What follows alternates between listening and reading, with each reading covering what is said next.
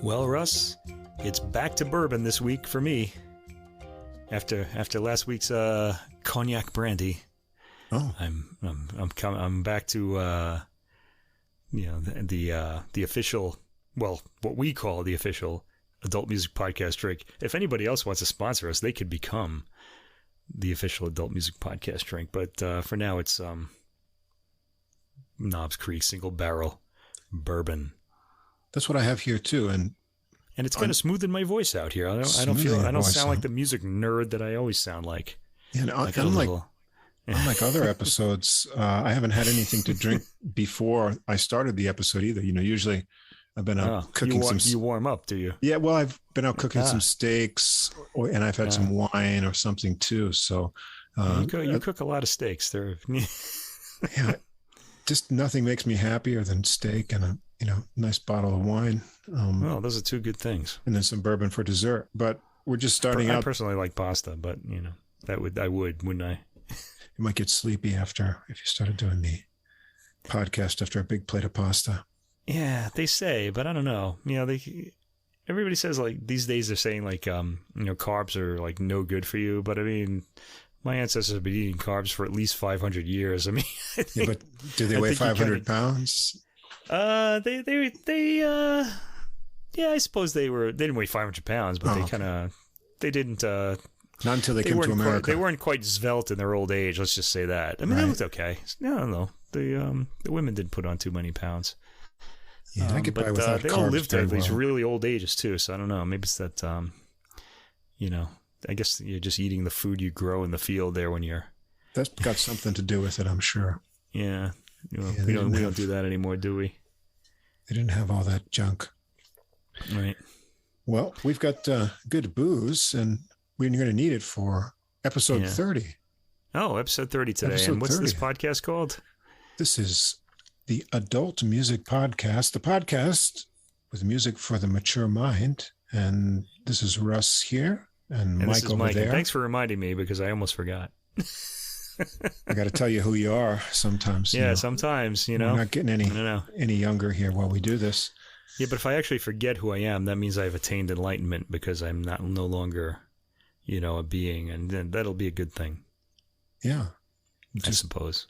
Drift away into the next realm. Yeah. Well, before we get going here on episode 30, I want to remind our listeners in our episode description, find links to Spotify and Apple Music for all the music that we'll discuss. And at the top of the description is also a link to the full episode playlist. That's all the music in one place on our preferred streaming platform, Deezer, where you can also follow us at username Adult Music Podcast. You can listen to the podcast on there as well. If you don't see the full description or list of the music on whatever app or platform you're listening to, please come over and check us out on our host, Podbean, where everything is formatted nicely and all the links are sure to work. Now, if you enjoy the podcast, please follow or subscribe on whatever app or platform you're listening to us on. And please do take a minute to give us a ranking or write a review.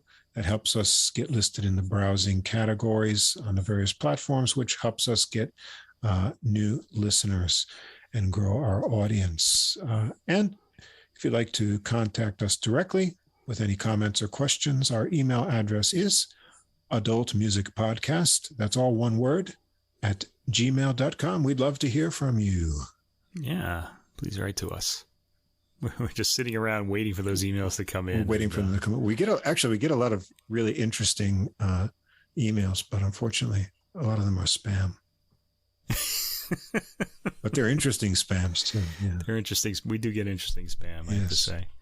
All right. So, are we going to engage in this in our musical necrology now, or do you want to wait for the jazz section here? I'll leave it up to you. All right, we should do this now. Let's see. Okay. So we lost a great jazz musician this week. The organist Dr. Lonnie Smith, has passed away, and we talked about his latest album actually on an earlier podcast. We liked it pretty much. It was an interesting album. Good backing band, and we also found out he was a big inspiration and good friend of Mike Ledon when we interviewed him too. And that's where the title for his album came from, Right. It's all your fault, because that's what Dr. Lonnie would say to him every time they met.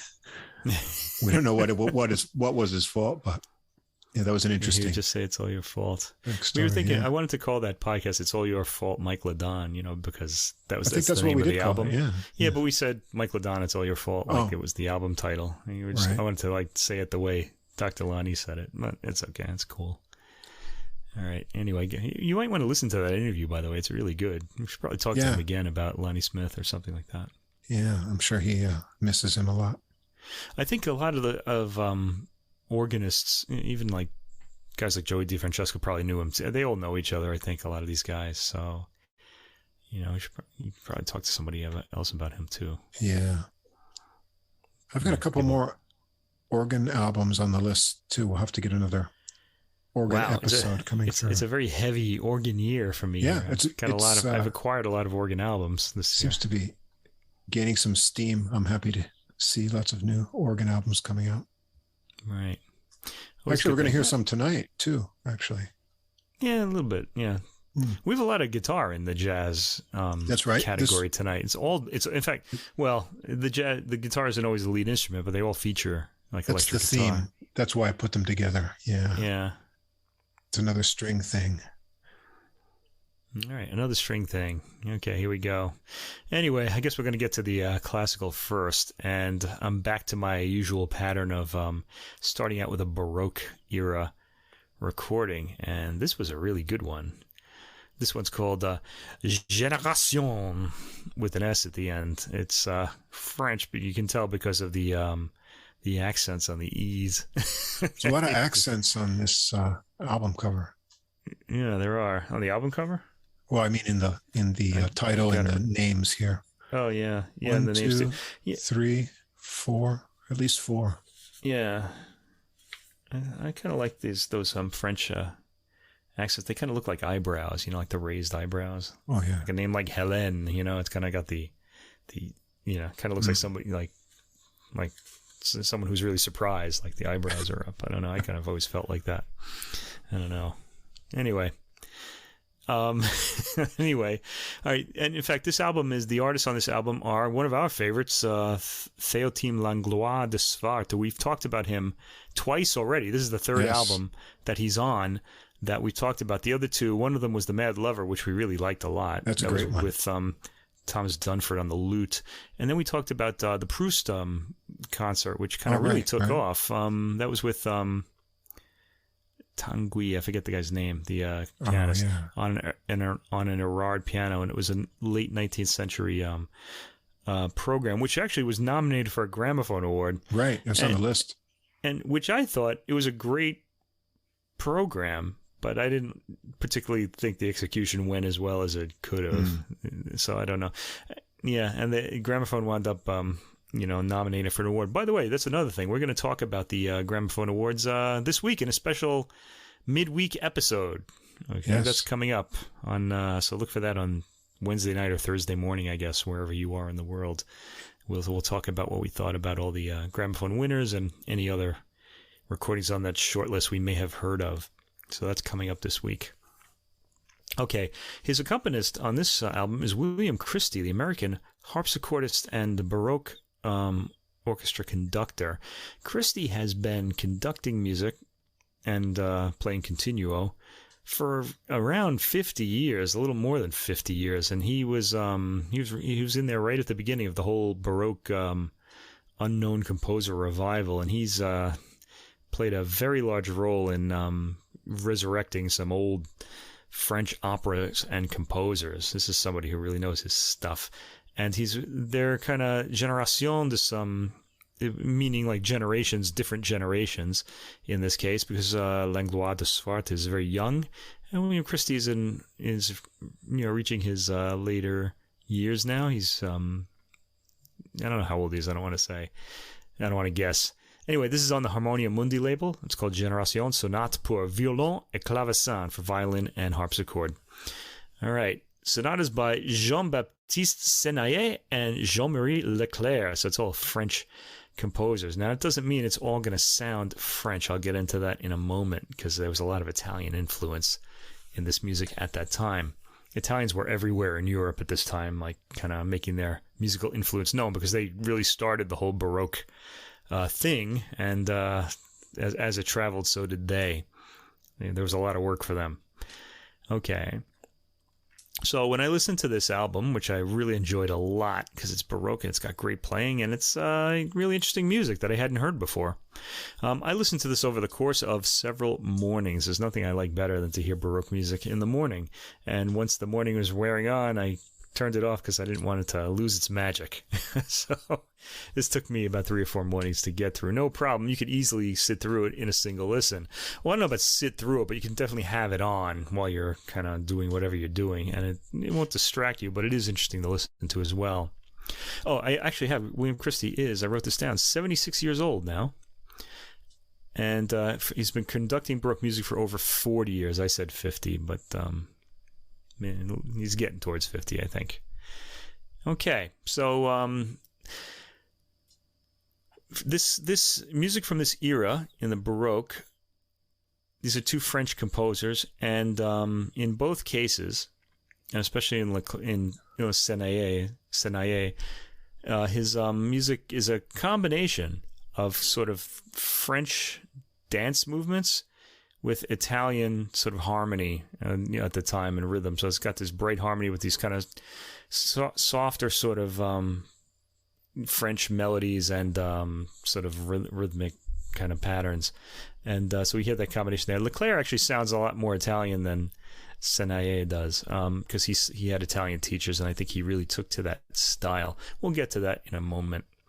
All right, so they start out here with a 1-movement work by Leclair, Sonata in E minor. It's only 1 movement. It's 3 minutes long. It's very short.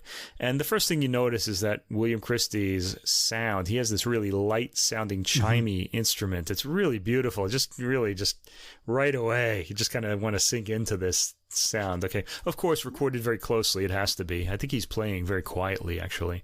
But the mic is always placed very close to the harpsichord. Again, it wouldn't sound like this in a concert hall. I got the feeling on this that it actually sounds like it might not be as close as most of the harpsichord recordings. Right, that's probably how this sound kind of emerged. It probably is a little further away, the mic in this case. It sounded to me more like when I've heard harpsichord, in a room. And, because some of those recent harpsichord recordings, the mic is so close, the recording actually gets pressurized. And when you're listening to it, you're like, wow. But it has like an impact, it's kind of like, oh.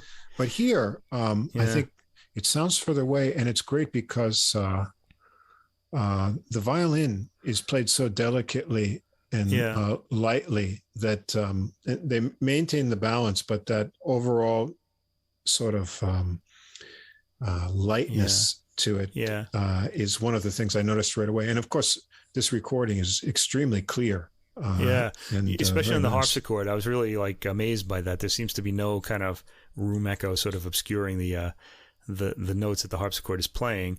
And you're right, it does sound like it's recorded far away, because once the violin gets going, you almost don't notice the harpsichord so much. It's there making its impact, but you're not really focusing on it. It just sounds very natural. Right, the violin is right up front. De Swarte has a bit of room echo on his instrument. It's not a very dry sound at all. And he's got this very sweet, light tone. And I think what was a weakness on that Proust album, because he played lightly, and I think you needed more passion and sound, that's being going out. What I thought was a weakness on that album is really a strength on this one, because he just sounds fantastic with the harpsichord. He's got a lot of room for expression. Yeah, his phrasing is really he's awesome. got really beautiful phrasing as well. So this is him sounding his best. He's got this really sweet tone. Okay, it's got very nougat-y, kind of like James Ennis, but he's much quieter. Okay, I have that he shapes these phrases sensitively, and you can tell he's very at home in this sort of music. The first work is very slow and sensitive. The interest is all in the violin, and it has a really pretty melody. So the first Jean-Marie Leclair work. The next track, we get to Jean-Baptiste Cena, and this is the first 4-movement sonata that we're going to hear, and we're going to hear a lot of those. Sonata in E minor, Opus 4, number 5. This starts with a slow movement, it's really odd. He starts a lot with slow movements, and then the second movement will be the fast one. So it's like the first movement acts as an introduction to the main theme of the second movement. They were separating movements for this. Eventually, these would all be built into a single movement, even as late as composers like Beethoven.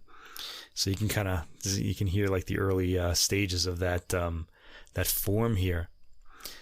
I have here that the Allegro, the Corente, which is a French dance, which it dances with a comparatively manic energy. The difference between the speeds of these two movements is really pretty extreme. It releases the drama created by the darkening chords of the first movement, the Largo movement. This is the way they've interpreted this work, but it sounds really good and it really draws you in. A nice bright violin sound. Third movement is a saraband, listed in Italian, sarabanda, which kind of indicates Senaillé's kind of Italian training there. De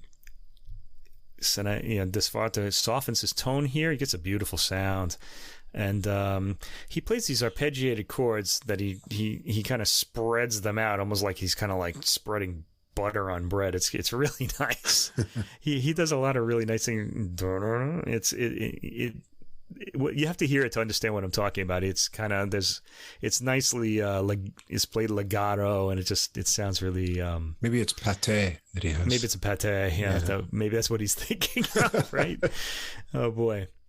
Okay, Christie's playing is very quiet, and so you almost don't notice him. I mean, he's there because he's playing the continuo, and I think that's his style. I couldn't imagine him like playing a solo harpsichord recital somehow, because I feel like he's so used to accompanying the orchestra, right. And you sort of do that subtly and quietly, and I think he's bringing that here too. Yet he's so tasteful, and you really just appreciate his presence. This is someone who really is an expert at this sort of music, especially in the French repertoire, because he works specifically in French, in American, kind of taking up all these. I mean, he moved. I guess he did all this in France, but he brought a lot of French works back into the repertoire. Yeah, we have an Allegro movement, dance-like and lively. Okay. And that's out of that movement. We get another Senaillé sonata in coming up, sonata in G minor. Okay, and this one pretty much goes the same way. I do like the way De Swarte spreads out the notes he holds. Like whenever he has like a long note to play, he'll kind of attack it quietly and then slowly crescendo on it. And he does that in the fourth movement gavotte here. It's really nice.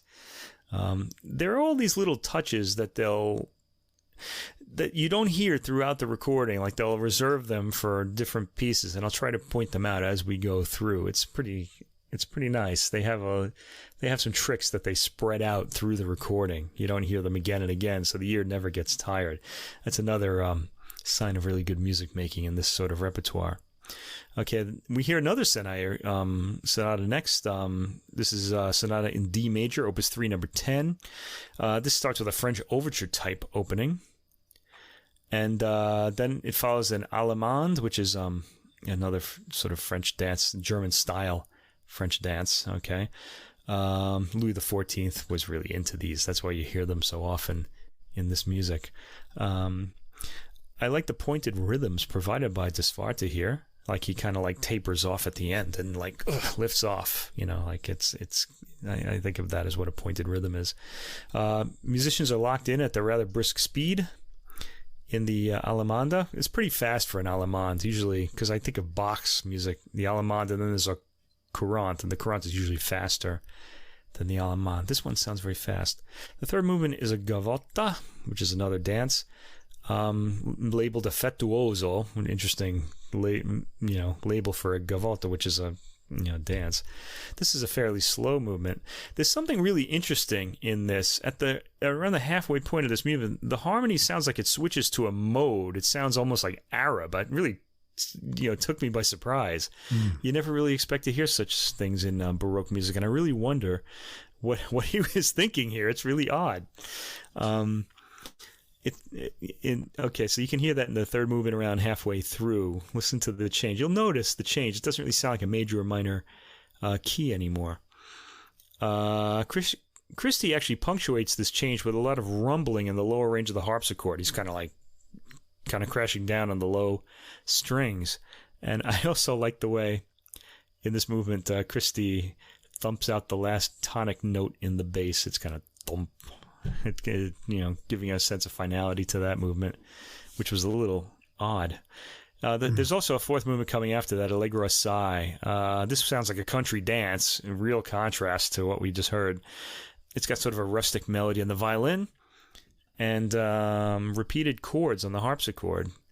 And there's some Vivaldi-like figuration about a minute in that kind of reminded me of the faster summer movements of the Four Seasons of Vivaldi. It actually sounds like a reference to it, although I'm not sure about that. But they probably would have known these works by this point. I think this was the later, it's the early to mid 1700s, and Vivaldi's works came out in the very early 1700s. Or were published then, and they really made their way around Europe. Okay, finally we get a multi-movement sonata by Jean-Marie Leclair. Sonata in A major, Opus 1, number 5. This one starts interestingly with accentuated violin arpeggiated chords and harpsichord chords as well. Played slowly, but it's got a great effect.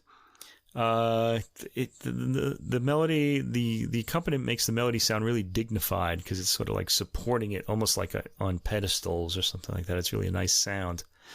The second movement is a sarabande. Beautifully played, standard speed, and Crispy has this lovely chiming harpsichord in the background. He really doesn't stand out, but he's worth listening to in this movement if you just kind of think about it. That's track 15 on the disc if you want to go to it right away. And the last movement is a giga, which is lively dance, and it is of course played presto, and we get the leaping jig rhythm after the brief introduction. Okay, the carefree rhythm of the dance is well captured between these two. Track 17 is an improvised prelude by Swarte himself. It starts as a slow introduction and then builds to a perpetual motion rhythm. It kind of reminded me of the opening of Arvo Pärt's work Fratres, the version for violin and piano, where the violin is just doing this sort of perpetual motion thing. I thought that was pretty interesting. It's about 2 minutes long, this introduction. It's nice. And it goes into the next Senaillé sonata, C minor, opus 1, number 5. This particular work, I told you earlier that this duo has some tricks up their sleeve. And this whole work, all 4 movements of it, have a different approach than all the other works on the disc. They really interpret this one. They don't just really play it like in a Baroque style. They kind of have decided that they want to put a certain thing across. For example, Christie starts the work with a broken chord and plays the entire opening theme by himself. The violin introspectively picks up the theme on the repeat, and the third time the theme is heard, it's played heavily and dramatically with the sound dragged out of the violin, and Christie crashing down on the harpsichord. Now, none of this is in the score.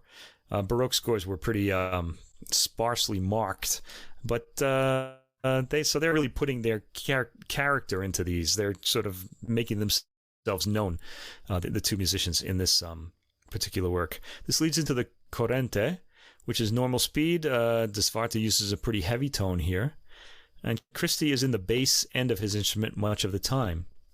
In the Gavotta, third movement, Christie opens with the gentle music box sound, total contrast to what he had in the previous movement.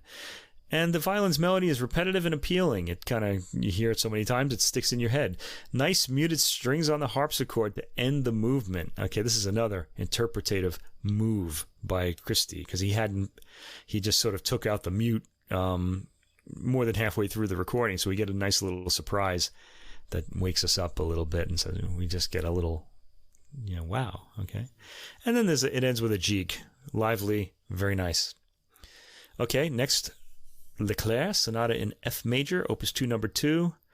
Christie still has the chiming sound here, which it kind of sounds like a music box. I really like this particular sound of the harpsichord. The violin comes in with a melody. The second movement, Allegro ma poco, Christie is very good, outlining chords and leaving Swarte in the spotlight. And I liked his subtlety a lot here, Christie's subtlety.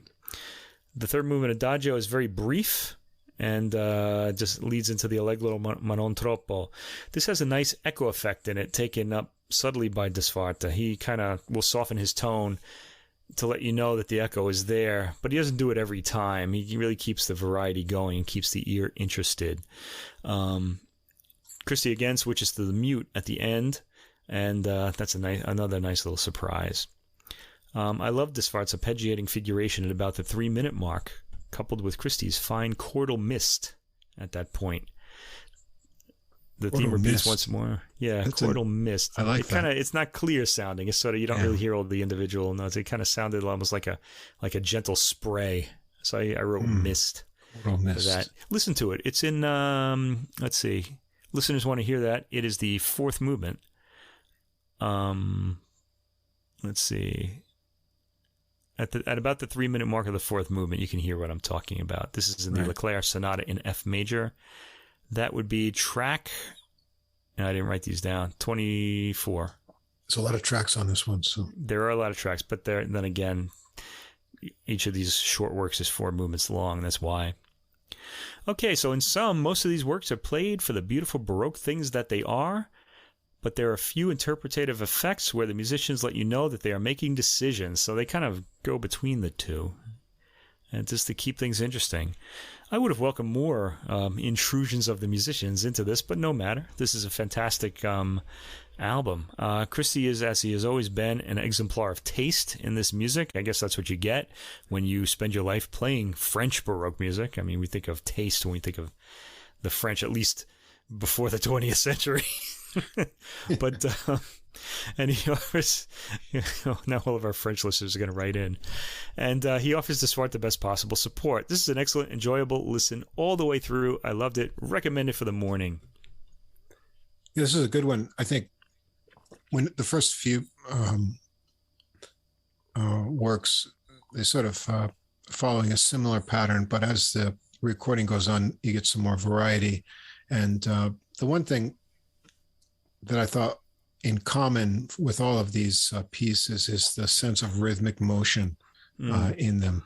And the way that these two synchronize is really excellent, with Christie in the supporting role. He's always there and he doesn't stick out, but, he's really creating this sort of structure that the violin locks into exactly. And so that rhythmic motion is constantly there, but it's tempered by the wonderful phrasing of the violin. And so he goes through these rhythmic pieces, but he kind of makes them all sing. And so they get a real lyrical quality. And the sound balance is really excellent. And the detail in the recording is a real high degree. So even I was listening to these in the morning too, kind of as a background at first, but I kept getting pulled in because the recording detail is, at such a high level. So this is good. And I didn't know these pieces, and there's still always more in this kind of Baroque repertoire to explore. So I can recommend this for any lovers of Baroque music. Right. That rhythmic element that you're talking about, it comes from the fact that a lot of these movements are based on, Baroque era dances. Dances, yeah. Yeah. So they get this motion. And they really point that. But then again, you'll get a lot of Baroque musicians that don't really highlight that. And these two do. And I really appreciated that a lot.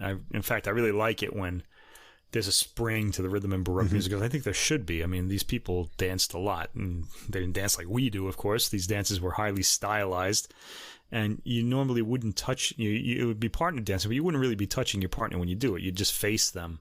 Right. I don't think you can get too close to the ladies back then either, anyway, because they were wearing those big hoop skirts, and, you couldn't really get too close when they were wearing those. Probably not, yeah. Although apparently the saraband was apparently a sexy dance, at least the way it was done in Spain, and it was actually banned at one point. Oh, what a bummer. Yeah, huh? How sexy could it have been? Yeah. Wait, imagine if they saw what we were doing today. Imagine if they saw twerking.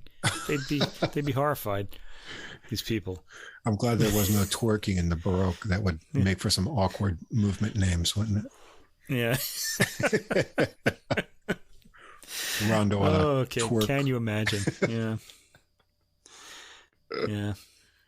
The whole juxtaposition thing was funny. I've always thought it would be really funny if, like, because when they wanted to back in Baroque opera, when they wanted to indicate that someone was like a god or some really powerful person, that role would usually go to the castrato, because they had these voices that were almost otherworldly.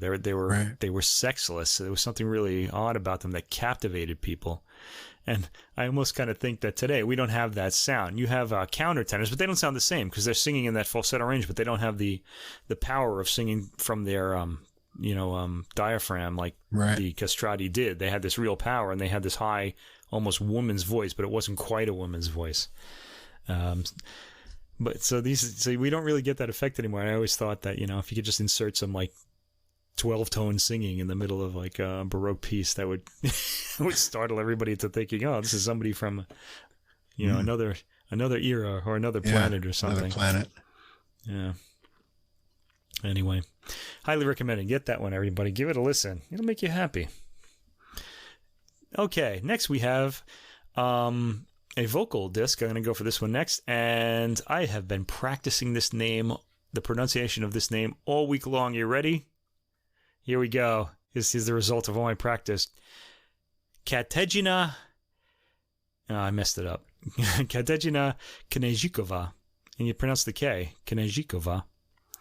She's a Czech soprano, and the album is called Phidyle, which is the name of a song by, it's apparently a woman's name. It's a song by, is it Henri Duparc? I forgot. I think it is. Yeah, I think it is. Yeah, Henri Duparc, it is, right. I get confused between him and Reynaldo Hahn sometimes. Anyway, she's a Czech soprano, and the first thing I noticed about this was the wonderful program that she's singing. I really wanted to hear this because I just loved the program. It had some Ravel and the Henri Duparc songs, which are very popular with sopranos, and then it had two works I'd never heard before. Bohuslav Martinu. Yeah, Magic Nights by Bohuslav Martinu.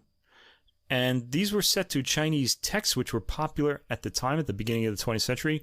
Gustav Mahler also set his Das Lied von der Erde texts from the same set. They were originally in Chinese, but here they got translated into all of these European languages. And here they're sung in Czech.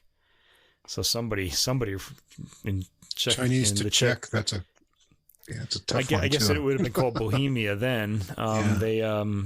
He's considered to be a Czech composer, though. But somebody in Bohemia knew Chinese, so they translated it into Czech. Okay. I'm not going to give the Czech names. I can't even pretend to pronounce Czech. I really don't know how it works. So I'm going to give the English names of these works here. Okay, one thing I want to say about the album cover is this woman, she's really beautiful, and she's just smiling all over this album, everywhere you look. She's got this really beautiful smile. Very photogenic, I have to say. And she's kind of looking like she's... the front cover of her, she looks like she's being pleasured, actually. I kind of... This is a Superfon label, right? It's on the Superfon label, which is a Czech label. And I have to say... I didn't get as much pleasure from this as it looks like she has on the cover. Well, I have to say, neither did I. In fact, this album was a bit of a disappointment. Let me explain why. Now, it's a few things. It's the singer's fault, but not the voice. She's got a really beautiful voice. But again, this is sort of like I thought the Lisa Davidson album that we reviewed weeks ago, where I don't think the repertoire is suited to her voice. Now, I imagine that she programmed this because she probably loves these music, as do I. And that kind of got me going here. Now, the Martinu works are called Magic Nights, 3 songs to Chinese texts. And so she's opening with music by one of her compatriots, a really good thing to do. I always like when musicians do that. They kind of give you some music. I like the orchestration on these works. It's pretty interesting. I compelling. did too. And not only that, I like the orchestration. The orchestration was clearly audible, although it kind of sounded a bit veiled. Nevertheless, it kind of came through. There was some sort of gauzy atmospheric more than it is detailed here. Yeah. But the detail came out on the recording. The problem with these works, though, was, or it could have been just the performance of the recording, is that or the soprano's voice, is that I kept listening to the orchestra. The orchestra was really where the interest in these three works was. Yeah. The first piece is called In a Foreign Land. Okay, we're talking about the Martinu works now, okay? This has a really pretty string opening. The voice intones the opening line, so I'm still into this at this point. There's a lot of inventive orchestration, like I said. We hear top notes ring out from the soprano. She's got an excellent firm tone and a really good vocal technique. I kept feeling like I was noticing the breath supporting the voice. Like I could actually hear that this woman was, had a firm technique, and I appreciated that. Okay, the music seethes forward like Wagner. I guess Wagner was a big influence at the time, certainly in Mahler's music, but here in Martinu's as well. There's gorgeous details in the orchestration, and my ear kept leaning towards that. The orchestra sounds huge. It sounds like a really big group of people. The soprano, though, has a big voice, and she's clearly audible through all this, so there's no problem there. Track 2 was Untouched by Spring, the second song in this set of 3 by Martinu. This has a rich, full bass in the recording, and the vocals were impressive, but the orchestral detail is what draws the ear. So the orchestra is almost upstaging her, I feel like, in these works. I kind of was so fascinated by the orchestration that I wasn't really listening to her. The Mysterious Flute is the third and final movement. This has a sort of charming Orientalist opening. Kind of sounds like Chinese folk music. It's warm with wonderful percussive chimes. So I thought at this point, after hearing this, that Knězikova was taking a back seat to the composer and his orchestration, like she was like presenting Martinu. And I said I thought that was a bold move, good for her, making available a little-known Czech work to those of us outside of the Czech Republic. Okay, but then we get into the French works. And these require a sort of sensitivity that this composer, this soprano, didn't demonstrate here. Now, I've mentioned in the Lise Davidson reviews, when we talked about that album, that there are two kinds of sopranos. There's the particle voice soprano and the wave voice soprano, sort of like light, Light can be a particle or a wave, so can the soprano voice. The particle soprano voice is about detail, and it kind of shapes the voice to fit the words and really does that. And the wave voiced soprano projects this powerful soprano tone to the ends of the universe, as you hear in a lot of Strauss Lieder and in Wagner. And I would say that Knězikova is a wave soprano. This is a pretty big voice, and these works sort of call for a particle soprano. Okay. The first work is a very popular Henri Duparc. We hear 4 works by him. The first is the very popular L'Invitation au Voyage. This is a poem by Charles Baudelaire, and a pretty well-known one. And this is probably the best-known setting of this poem in classical music. It's been recorded often in recent years. I noticed all the climaxes in this work. She lets out this high ringing tone for all the climaxes, and it's always in the same shading. And this is kind of what I wanted to change. I wanted variations in that, and I didn't get it. I just felt like I kept getting these big ringing tones when crescendos came up.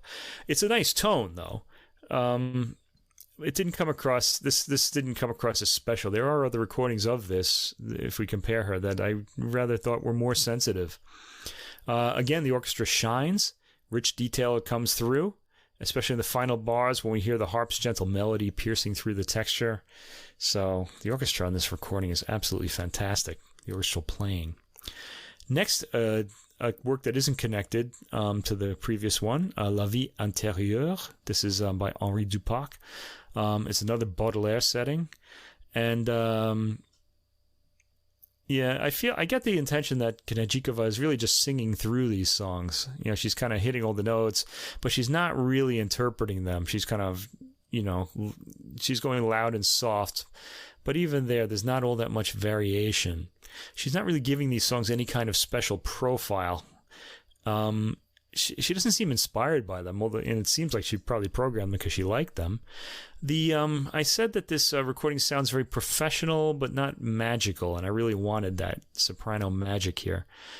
She doesn't do much to shade the tone of her voice either. It's really just piano or forte or somewhere in between. Okay, so she's really depending on that for the expression, and I feel like other sopranos have done a lot more to really make these songs special memories for me. Track 6, Phidyle. This is the title track of the album. The text is by Leconte de Lille, a poet from that era, the early 20th century, late 19th century. And really, same as above. Here I noticed that the soprano is rather back in the mix. And when she's singing softly, the orchestra actually threatens to overpower her, although this never happens. Surprising for such a big voice. I'm kind of wondering what's going on. Mm-hmm. Yeah. The orchestra keeps grabbing the spotlight from her, though, as they did in the Martinu works, at least to my ears. Maybe the engineer's at fault here, too. He may have overcompensated. And I made the comment here that she'd probably be good in Strauss or Wagner. She does sing Czech opera, of course, like Janaček, and I've heard those operas, and I could hear that her voice would be very well suited to those. I should probably go listen to her in some of that. Okay, next we have Chanson Triste, Jean Le Hour text. Same. All right, now here's where I wanted to hear this. We have two works by Maurice Ravel, two multi-movement works. Two works that I really love. Now, the first set is called Cinq Mélodies Populaires Grecques, which means 5 popular Greek melodies. And this is better known in its version for voice and piano, and here it's for voice and orchestra. I'm not sure that Ravel orchestrated these. I imagine he must have. But I couldn't find any information on that. I didn't really look too hard, though. But I like these a lot more in their more sensitive version for voice and piano. I feel like the orchestra is a little too thick here, and these songs come across really charming when they're sung only with the piano. Here, though, the first Chanson de la Mariée, the song to the bride, I guess it's a man singing to a woman.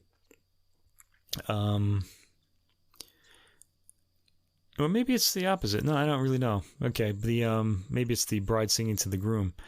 She doesn't really capture it. There's a real joy in this. This character, this man, is getting married, and he's singing to the bride how wonderful it's going to be to get married. I listened to the first recording I ever heard of this was by Christopher Tracas, and he actually sang these in Greek. Here they're sung in French, and they usually are sung in French.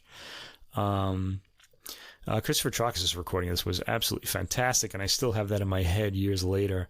But again, Knězikova just sings through these, and maybe she had to sign a prenup or something. Yeah, maybe. Okay. Yeah, she didn't really appreciate that very much. Huh? But the orchestra also, it's still too thickly orchestrated. I didn't really like these arrangements much. Next, là-bas, vers l'église, down there by the church. I just wrote these random notes. She's not capturing the idiom. So these works, I don't know. I didn't really like them in the orchestrated version, and I didn't really feel like she caught the idiom of these works, the Greek idiom or the French sense that Ravel put in. Ravel, he's a French composer, but he's actually Basque, so he's got sort of an odd sort of take on these things. The problem with these is all these songs are pretty joyous. Quel galant mais comparable, the 10th, what soldier is comparable to me, where the soldier is really cocky and sort of parading around trying to win the hearts of these women. She doesn't really sound terribly cocky in this particular song. It's really charming when you hear it played, when you hear it sung, really sensitively that way. She subdues her voice for Chanson de Cueilleuse de Lentisque. The collectors of, I don't know what lentisques are. Oh, well. The voice is a bit more subdued here, but not much more from the previous track. And tout gai means everybody's happy, all happy. The joy doesn't come across. So this was a real bust for me. All right, tracks 13 to 15, Scheherazade, one of my favorite vocal works ever.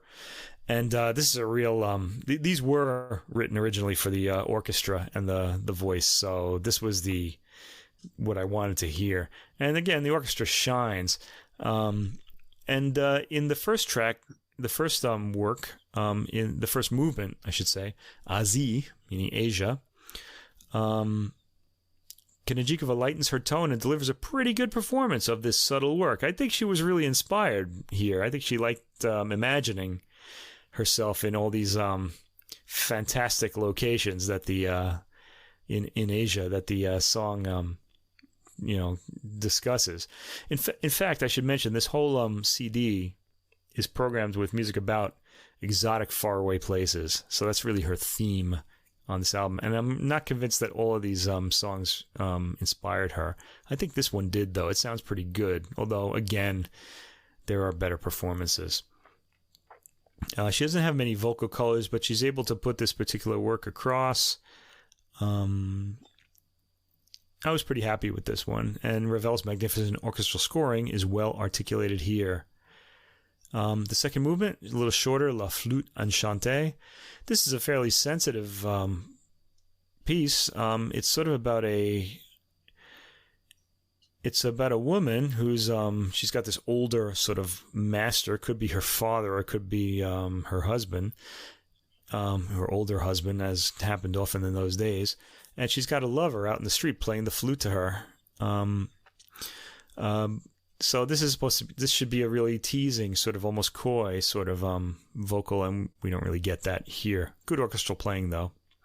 And the last track, Lin De Ferrante, is about a boy passing by, and this could be a woman singing this to this boy passing by who she desires, or it could be a man. He's a young boy, so it could be like a sort of ancient Greek type of homosexual sort of desire this guy's having.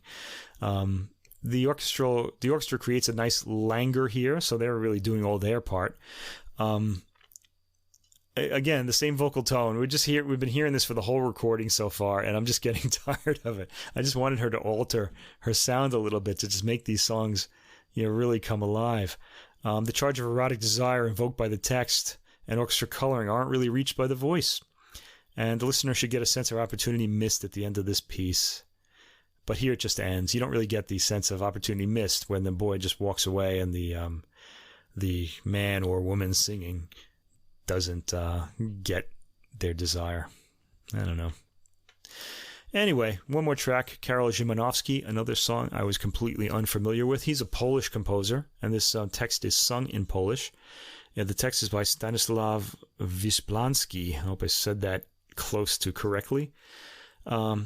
This starts out a lot like the Ravel works we just heard. It's very sensual, with a lot of orchestra coloring.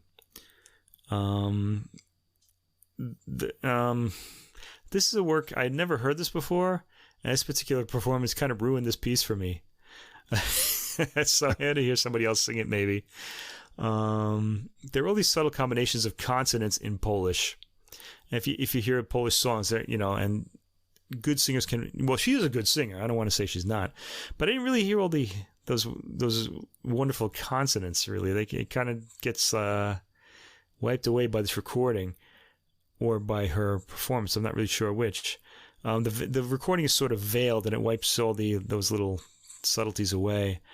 I suspect that Knězikova is a soprano that's more comfortable in repertoire that requires her voice to soar. And I think of the 4 last songs by Strauss. I bet she'd be good in those. She needs the flexibility and subtlety, and there isn't much of that. That's really my whole... Yeah, I didn't really like this album much. I can't really... I wrote a summary, but I've already said everything in this here. I thought this was rather disappointing, actually. Well, you know how I generally feel about soprano works. It's really hard for me to go through a whole recording of any soprano. It just hits that button on my forehead, and I felt that was hit a lot with her. She has a really strong voice, We got to get you a recording of soprano with violin accompaniment. Oh, geez. I don't know what it is. You would think by this age, my high frequency listening would have gone down enough that it wouldn't bother me anymore. But piccolo still pierces my ears. I don't know. But I did actually, on your recommendation, I did compare this with the other Ravel recording, the Fatma Said. Oh, that was fantastic. We'll be talking about that on Wednesday in the Gramophone Awards podcast. And so compared to that, I thought two things. I thought Said's was much more sort of subtle and with variation. You could hear what I'm talking about, how she kind of alters her tone for elements of the text. It's really fantastic. Also enjoyed the enunciation more on that. I thought, the words were shaped more to the phrases, and even though I'm reading along in a translation, it was easier for me to hear, the enunciation of the words and a different shading going on there. So, but anyway, I only listen to soprano works when you require them. So that's sort of why we're doing this podcast. We want people, now I know he has to listen to the things that I kind of stretching my boundaries. Yes, that's right. Well, we want to stretch each other's boundaries. And we want to stretch your boundaries too, listener. So we hope you are at least sampling these links that we're putting up. The musical yoga for limbering your auditory systems. It's a nice metaphor. Wow. Yeah. Okay, my last pick for this week was a set of disc of chamber works by Nino Rota, the Italian composer, 20th century. Hey, this one was good flexibility, because I didn't know, his music other than his film music, but I was stretched in a good way. Yeah. Yeah, me neither. In fact, Rota's best known for his music from Fellini's films, and of course the famous Godfather theme music. And that's him, right? Yeah. Yeah, Nino Rota. Because I get him sometimes confused with other guys. Okay, but it turns out he was a highly touted classical music composer, especially when he was younger. He was supposed to rescue Italian music from wherever it had gone to after the 19th century ended, after Verdi and Puccini. It was all opera, and there's an interesting story about him. He when he was younger, he was supposed to start setting the people expected him to set the classical music composing world on fire, and he disappeared down south in Italy and reemerged with an opera that was completely in the romantic idiom. This comes from the booklet notes. Actually, if you buy the CD, you can read about this. And being that this was the era of Stravinsky and Prokofiev and people like that, this did not go over well. It sounded very old-fashioned. So he also took up a lot of film music work, even in his earlier days before Fellini was around. And he became known as someone who was really sensitive. He could change his style at will. But he had a real kind of sound to himself, and it really emerged later when he wrote for one of his composition teachers, Alfredo Casella. Two of his composition teachers were Alfredo Casella and Ildebrando Pizzetti, whose music sort of disappeared from the repertoire with their deaths, but then it's been making a comeback, especially in recent years. There have been a few releases of their music on various labels, so they're kind of back in action, which is very nice, and a nice thing about the modern world of recording. Anyway, for Casella's 60th birthday, he wrote a piece that's on this album. I gotta see which one it is. Hold on. Called Piccola Offerta Musicale, a small musical offering. And it's got this sort of Prokofiev sort of sound to it, but this really kind of made people think, oh, he's back and he's going to start really, taking over. It's got this high manic energy to it. Actually, this particular piece, let me just talk about it here now that I'm on it. This particular piece has a somber intro followed by I called it Gamboling Winds. It kind of reminded me of a horse. Kind of had like a pastoral melody to it. I imagined a horse in a field, enjoying himself or herself. It sounded kind of like an offering to some pagan god of spring. It's got high energy. It's cheerful. The slow introduction returns near the end, and then with a brief return to the frolic, the piece ends. I thought this was really charming. Which one is this now you're talking about? This was the 6th track, the Piccolo Offerta Musicale. Oh, yeah, this one. Yeah. I like, this one has a lot of different moods in it. It goes from lush to spirited, and I really enjoyed this one. The part writing and arranging is excellent, and I like the horns set against the woodwinds in this too. It's a nice contrast. They sort of traded off quite a bit. Yeah, the horn. There's one horn, right, and it kind of has its own sort of. It has a whole different quality, a character than the rest of the ensemble. Yeah, it's doing its own thing while the woodwinds kind of dance, and you get this kind of sustained horn thing. That was nice. A really interesting piece, and he wrote that for his teacher's 60th birthday. And this really was his 60th or 70th birthday. I gotta check the booklet, but I'll check later. This really brought him back into the fold, and he started writing some chamber music. But of course, and other music. He wrote another opera, and but he wound up becoming famous for his film music mostly. He did a lot of that. Probably made a lot more bucks on that film music than he did for his chamber music. Well, there isn't really much music, unless you're like a big-time composer. Let me talk about this disc. It's on the Alpha Records label. One of my favorite labels, by the way, up there with Hyperion. They have wonderful cover designs, too. This one has a woman sort of at the top of an outdoor staircase, it looks like, kind of leaning on this balcony. Kind of looking down. It's kind of a nice image. And just check that out. And this, one of the things that drew me to this is the soloists, or the chamber players on it. They're all, or most of them, are big name soloists. We have Emmanuel Paoud on flute, Paul Meyer on clarinet. These are really famous soloists, actually.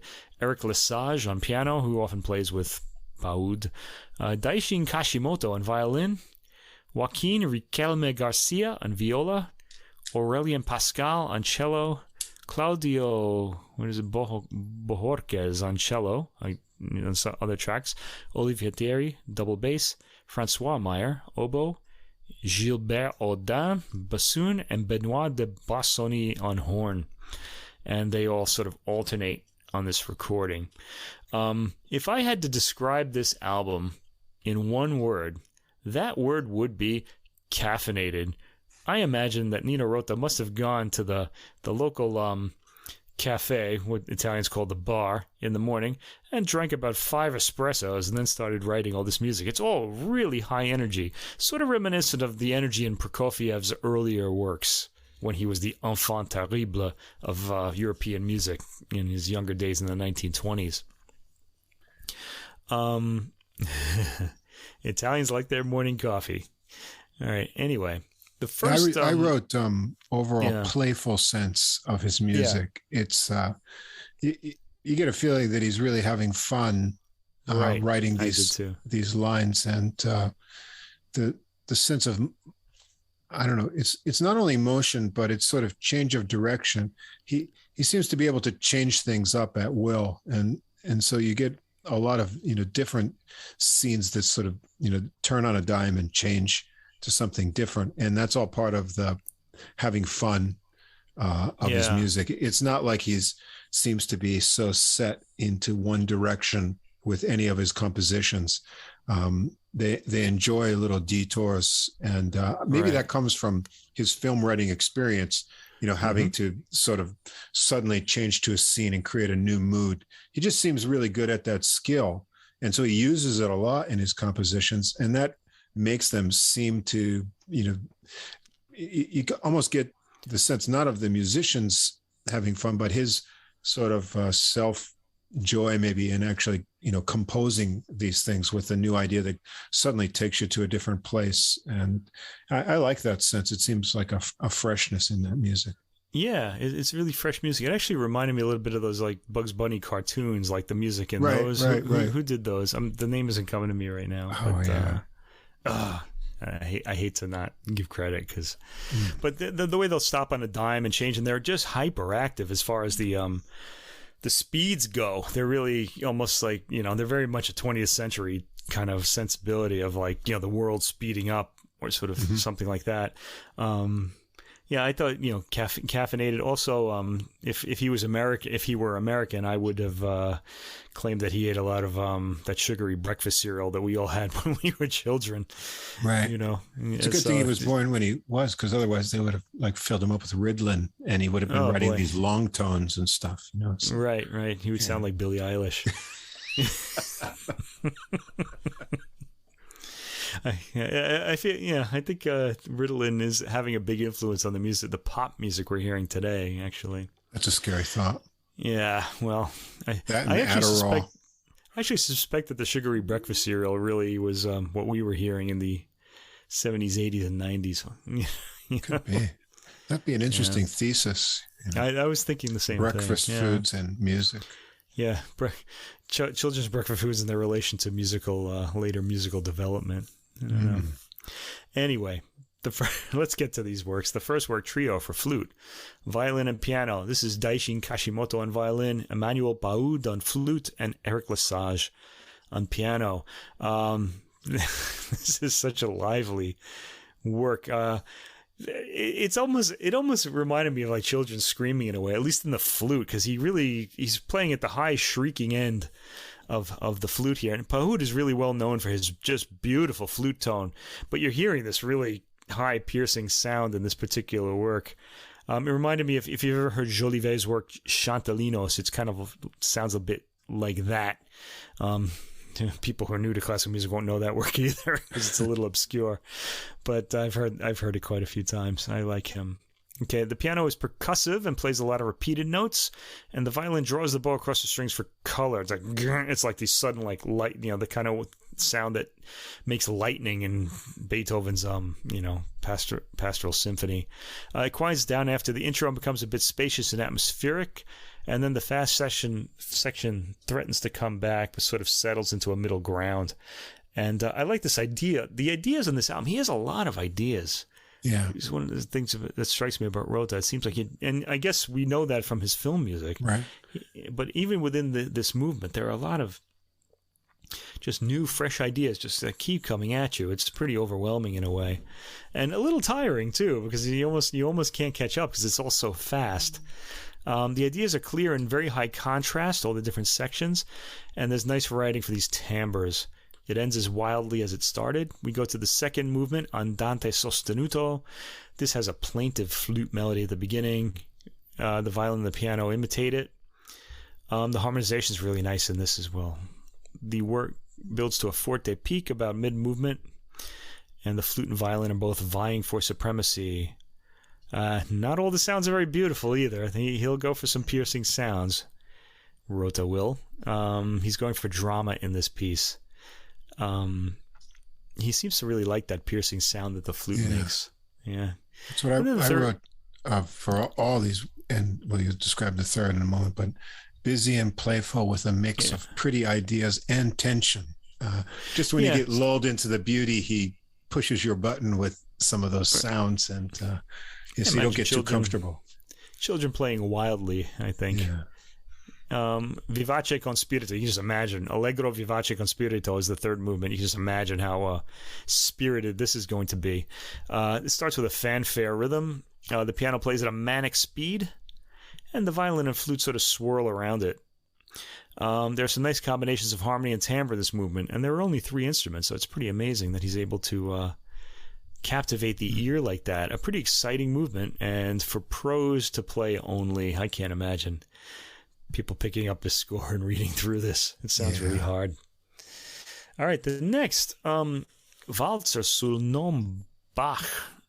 This is solo. These are 2 solo works for Eric Lesage, and these were apparently later used in a slightly altered form in some Fellini's films. I think it was Casanova. He used these 2 themes.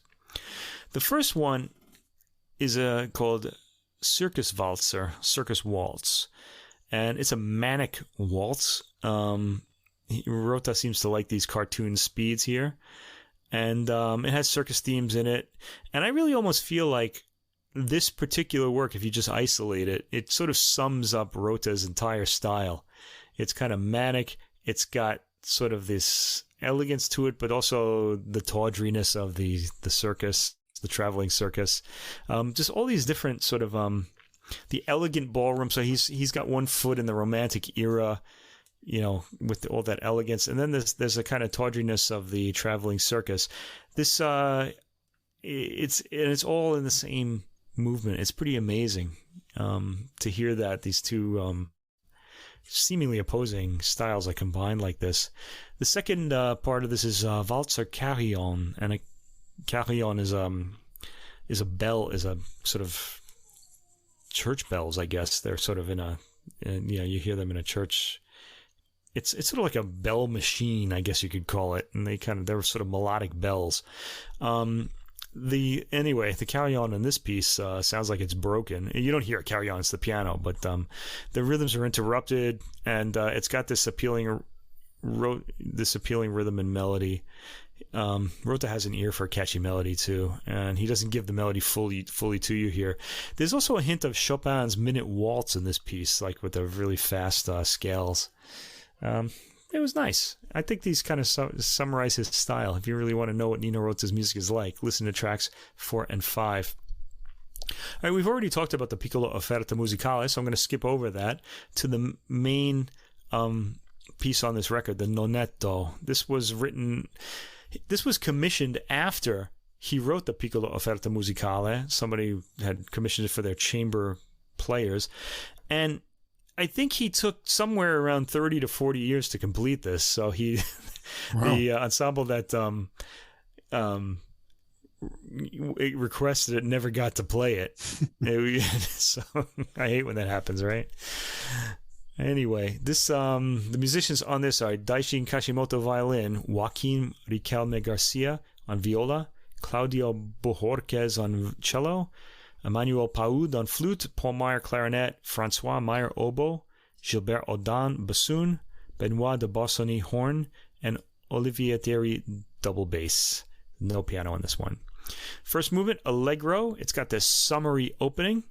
There's a big chord, and then the oboe gets the first melody. It's got a motor rhythm, which Rota seems to like a lot. He likes these kind of like rhythms that sound like they're being driven by an engine. The flute, again, is at its piercing high range.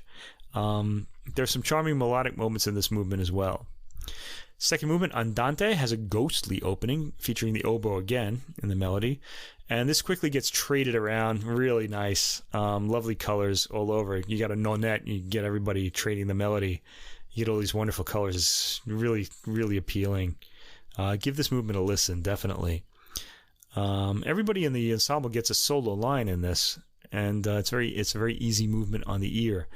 The third movement, Allegro Conspirito, is indeed spirited.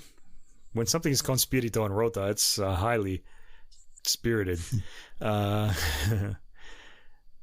this one has like a gamboling. I use this word gamboling a lot. It's not a word I normally use in my regular everyday speech, but there's a kind of horsiness to this music, to his music, that it gives me this image of a horse for some reason.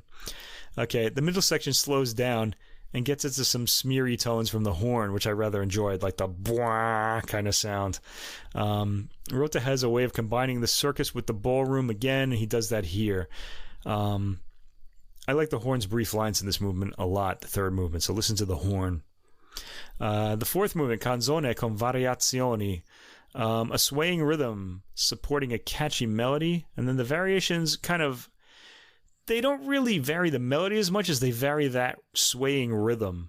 It's kind of interesting what he's able to do with it. He changes the rhythmic profile in each variation, and it's a very creative movement. I really enjoyed this a lot. You'll have to hear it. I can't really explain what he does. I could just say the first variation is fast, the second is slower, the third takes a high speed, and the fourth starts sul ponticello on the strings, which is kind of an interesting sound. We hadn't heard that yet. And and it's accompanied by brief statements from the rest of the orchestra. The variations collectively give a sense of impending danger, some harrowing experience coming up in the woods ahead. And the fifth variation sounds like a cartoon-paced Baroque dance, if you can imagine a Baroque dance played at like high speed. The piece ends with the fifth variation. And then the fifth movement, not the piece, I'm sorry, the movement. And then the fifth movement is the last movement, vivacissimo, very lively. Okay, and this orchestra, again, I used the horse motif. It sounds like a horse galloping for its life. If you know the Erlkönig song by Schubert, that'll give you an idea of what you're in for here.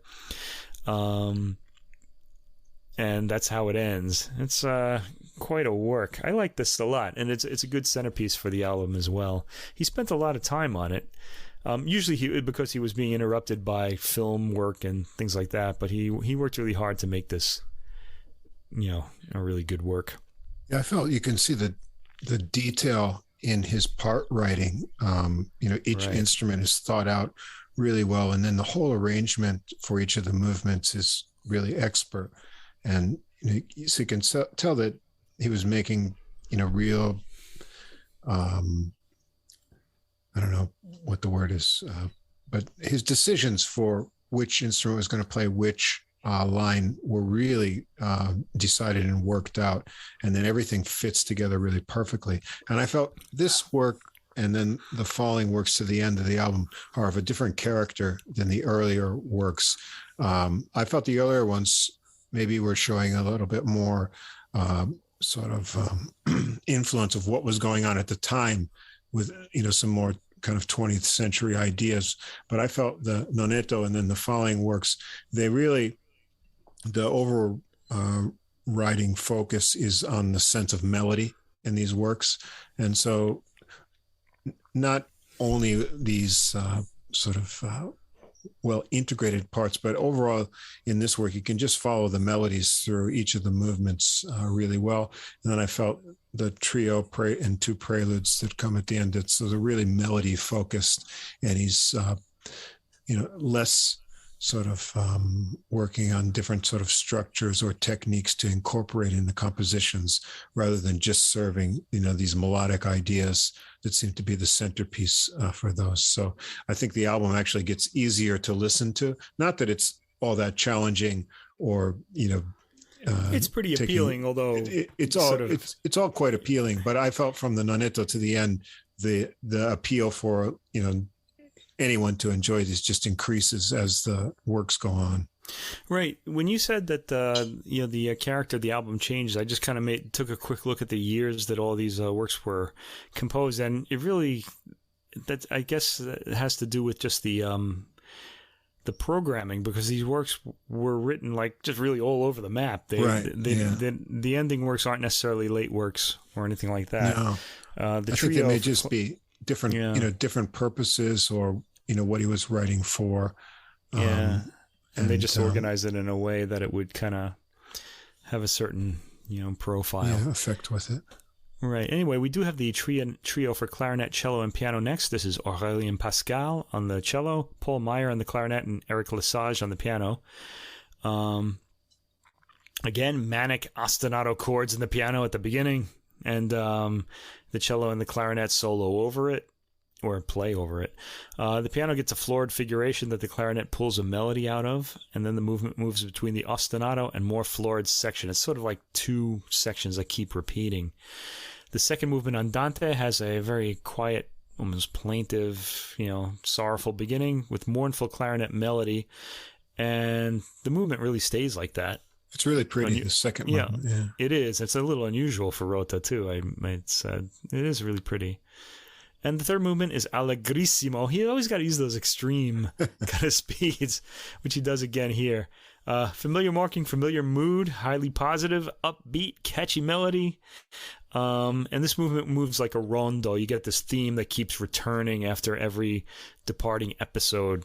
The opening fast theme returns after slower sweeping sections. It ends very positively. The last two works are preludes for solo piano.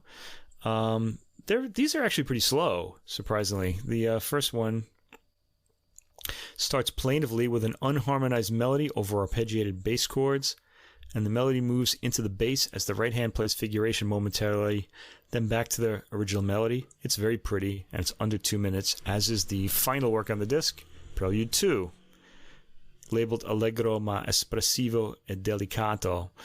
These are both played by Eric Lesage, of course. This one also has arpeggiated chords with a melody pulled out of it. It just kind of feels like it emerges from the arpeggio. And then there's a contrasting, more still middle section than the opening again. So it's a tripartite form, ABA. Again, very pretty and brief at under 2 minutes. I said that this album was cheerful and summery, and the darkest this music reaches is a manic state, really. It's too much coffee. I could just imagine if we had programmed this album with last week's vibraphone jazz disc, this would have wiped people out. It's a wonderful listen, very cheerful, very uplifting, and also a bit exhausting, really. But it's so appealing that you almost don't notice that you're tired. I really recommend that everybody hear this. It's really good. And it's great playing too. It's good. It's very playful. I like that last prelude. The harmonies are really lush in it, and I wanted it to keep going, and then it was over. Yeah. This is an album that's going to reward repeated listenings. I think I'm going to have to put this in the iPod and travel with it a bit. Listen to it when I'm on the road. Yeah, I guess becoming a film composer sort of puts a stamp on your career in some ways, but this shows that he was able to do a lot of other kinds of things, and but maybe those film composing skills also helped him be able to do a lot of things within one piece of music. But it's really enjoyable and inventive. He's a really inventive composer. Yeah. All right, and that is it for classical music this week. You have 2 out of 3, ain't bad. You have some good listens, and you give the soprano disc a listen too. Why not? All right, it's jazz time. And this week, the theme, I have so many things on my list now, I've been able to categorize them. I had to, just to keep straight what I have and how I want to present it. So the theme this week is the guitar. And guitar, that's right. And although the first one is not led by a guitarist, however, it does include Bill Frisell, whose sound and concept puts sort of a defining stamp on anything that he is part of. I've noticed. I've noticed that too, but I didn't think that was necessarily the case here as much as it usually is, though. I don't know. Well, I felt it sort of plays into the whole concept of this album, which, that's, to me, that's what kind of sets this apart. And this is the Andrew Cyril Quartet, new release, The News on the ECM label, which features Andrew Cyril, the 81-year-old drummer. Amazing. Doing pretty well for that age here. And Bill Frisell on guitar. David Varelis on piano and synthesizer. And Ben Street on bass. And this is the new album that they've released. Let's see, the last one was on 2016. It was The Declaration of Musical Independence, I think, with a different piano player on that one. But that was Richard Teitelbaum was in that, and he died of a stroke in April 2020. So they needed a new pianist, and they got David Varelis, who I think changed the. I haven't heard that album, so okay. I think he changed the profile up quite a bit, though. He's a Cuban pianist. He doesn't really. He's not really playing particularly Cuban things, but he has a big personality. Yeah. So I think he was able to compete with Frisell a bit here for attention. Yeah, we've got, it features a few of Frisell's compositions here too. This whole album, it's hard to describe it in words, but this is more of a kind of being led by a drummer, you're going to think, okay, these are going to be some sort of driving rhythm kinds of things, but it's completely not that. It's very much an atmospheric and texturized concept to music. Yeah, Cyril plays a lot on the metal, kind of the cymbals and things like that. It's mostly his sound. Texturist, sort of creating this kind of palette that doesn't have driving rhythms usually. Actually, this whole thing sort of ebbs and flows around kind of ideas and sounds more than it does drive along with kind of rhythms. So in that case, it's rather unique. Yeah, kind of listening it's rhythmically experience. Open, really. You have to kind of fill in the rhythm yourself. Rather than the drums driving a beat, I feel like more that he listens to what the musicians are creating and then sort of creates textures around the rest of the ideas. And that I got creates that sense too. Kind of a breathing sort of freeness in the music, sometimes too much for my taste, but nevertheless, I enjoyed it. The album starts out with a Frisell composition called Mountain, and right away you get his spacious tone on the guitar and introducing the melody, and you get Sorel's kind of light cymbal work, peppering, sprinkling these metallic sounds over the kind of free rubato phrases. And in between that, you get the Streets bass and Varelius keyboard coming in the spaces in between there. But Frisell's tone establishes the atmosphere here, as it usually does. As the tune goes on, Varelius takes over on the piano, but he keeps the same kind of open spaced phrasing that was established by Frisell. And he built some more tension into the tune with some really low left-handed notes.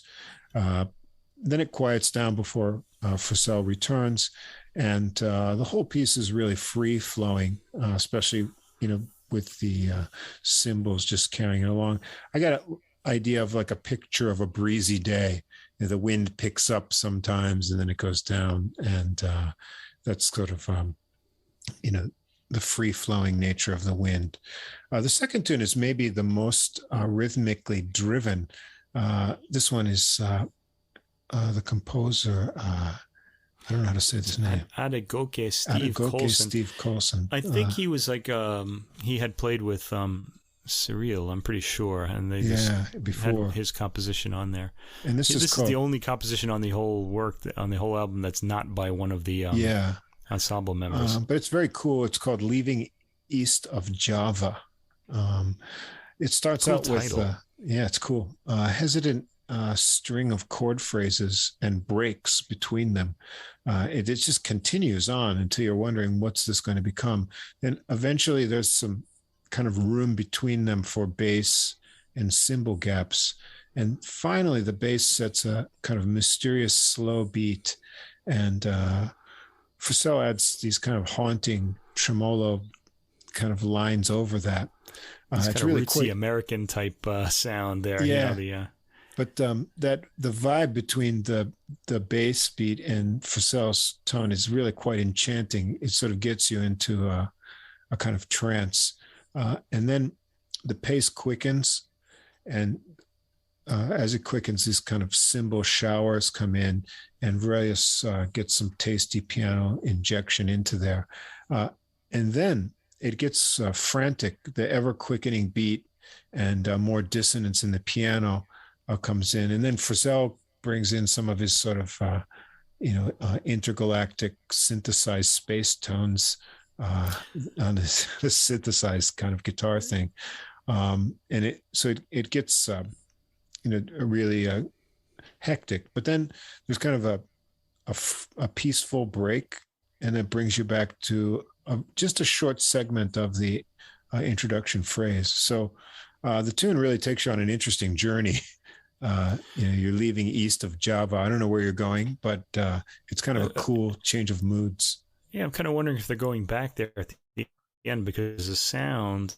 the Frisell guitar, it sounds like it's being played backwards. Like the tape was reversed. The looped I kind of got that sense. So you weren't getting a live performance there. They had probably recorded that on the tape and played it back. That's what it sounded like to me, though. Yeah, interesting piece though. Yeah. third is another Phidyle tune, Go Happy Lucky, instead of Happy Go Lucky. Go Happy Lucky. Yeah. Here, Cyril introduces a loping kind of beat, and Phidyle plays the blues over some really low dissonant piano chords. The bass kind of chugs along into a walk, and then the groove is kind of complete with that. Varèse adds the kind of dissonance here and there before a solo of his own. And rather than getting bluesy from the start of his solo, he starts with kind of a series of arpeggios that get some interesting rhythm. And then Cyril picks up on that, and he builds into more kind of bluesy ideas from that. And then Phidyle returns to close out. He repeats the head of the tune, but he has some really interesting ending notes to this one that just doesn't end up on the same original phrase. So that's kind of cool.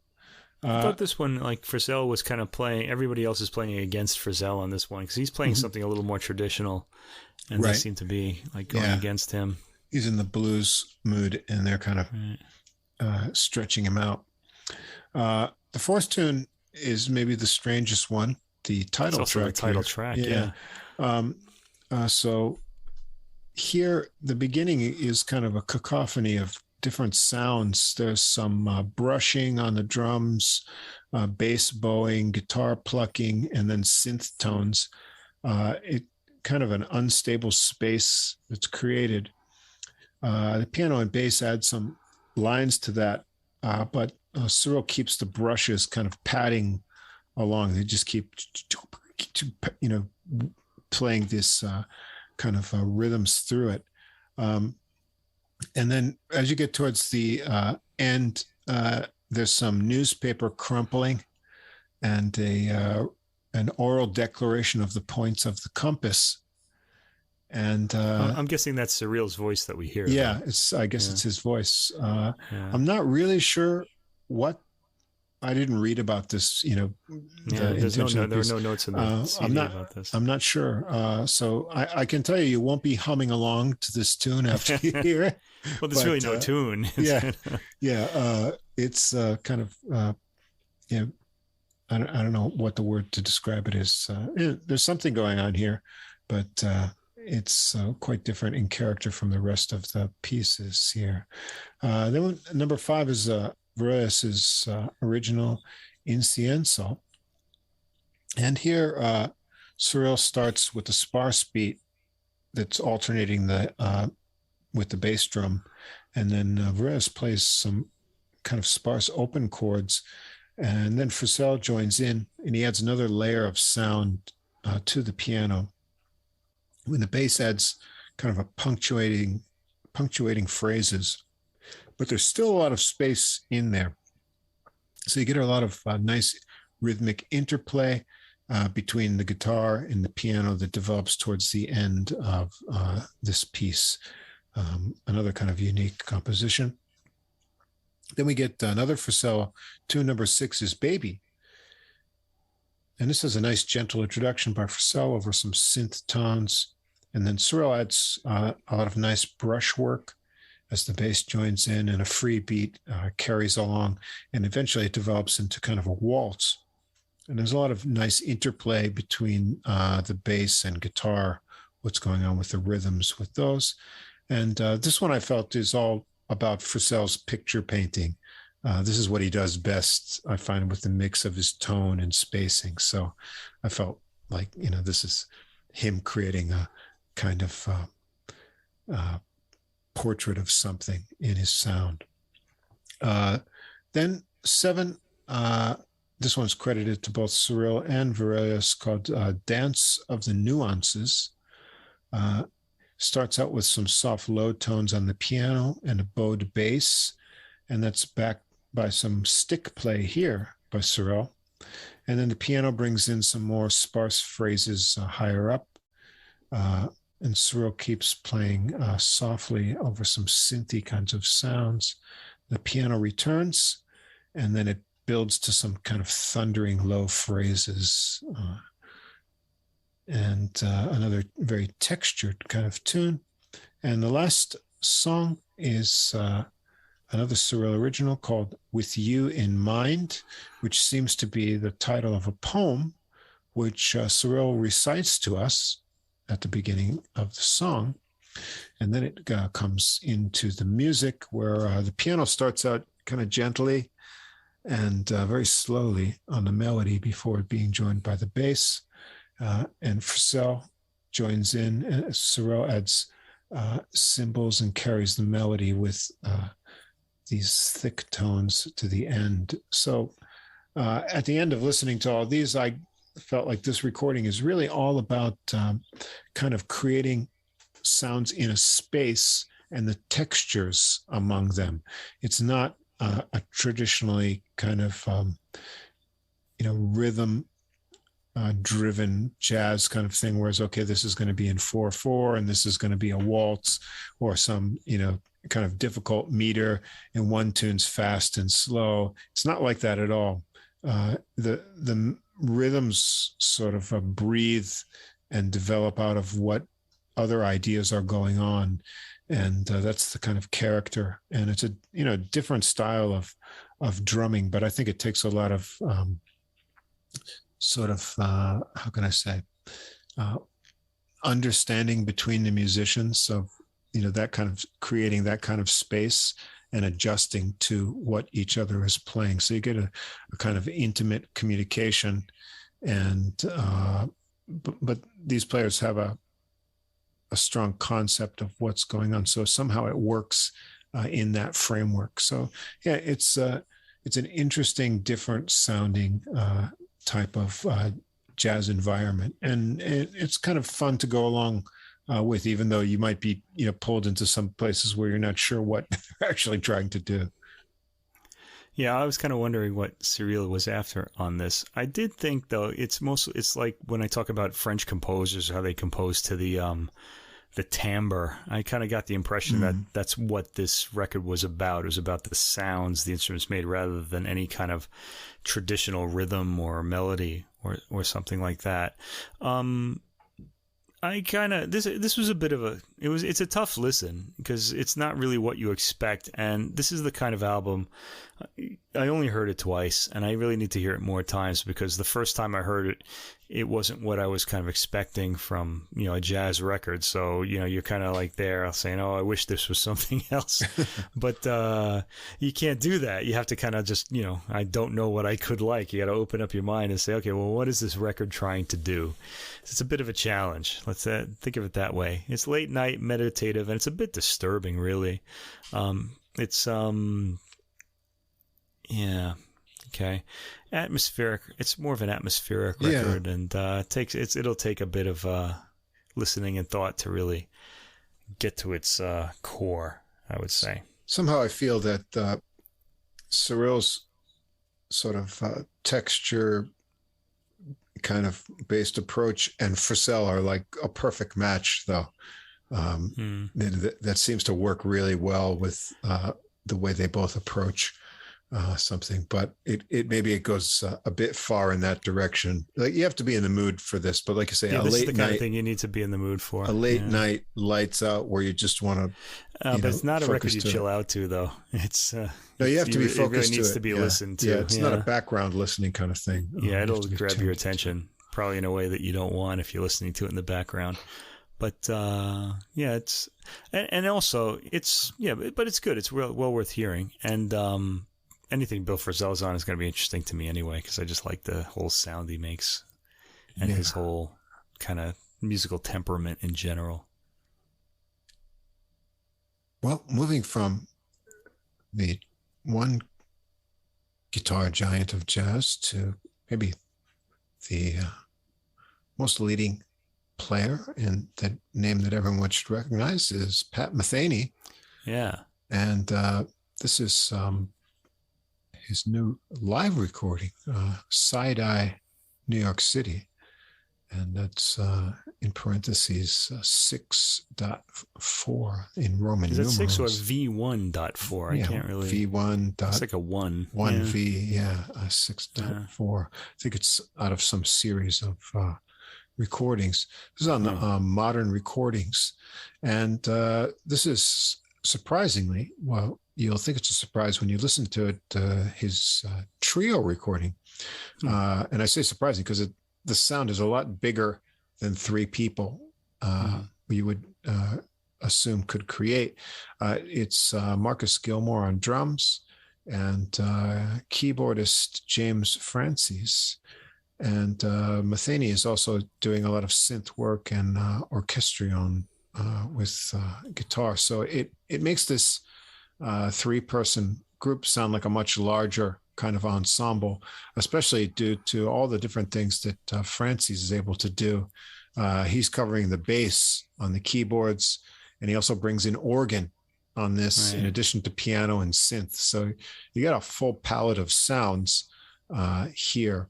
And this is kind of a nice recording if you're familiar with Pat Metheny's music going back to the 70s when he started his solo albums. This sort of covers a lot of older material, and then it also has new things. So it's sort of a nice capsule of his career in a live setting.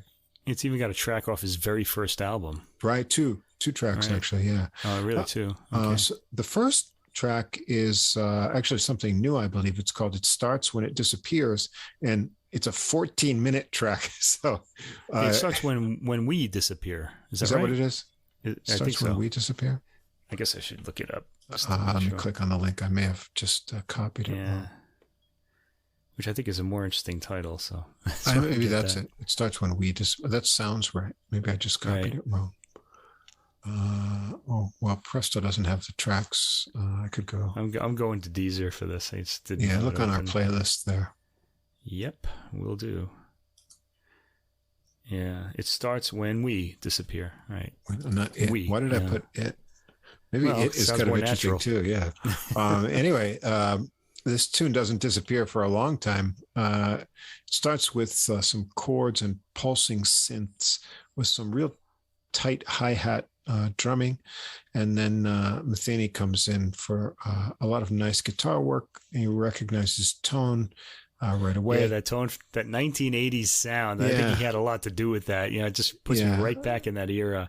Yeah, I think he even said all 90-some% of modern guitarists are either copying like him or John Schofield. The imprint of that sort of concept of tone was so great with Metheny, what Metheny had done.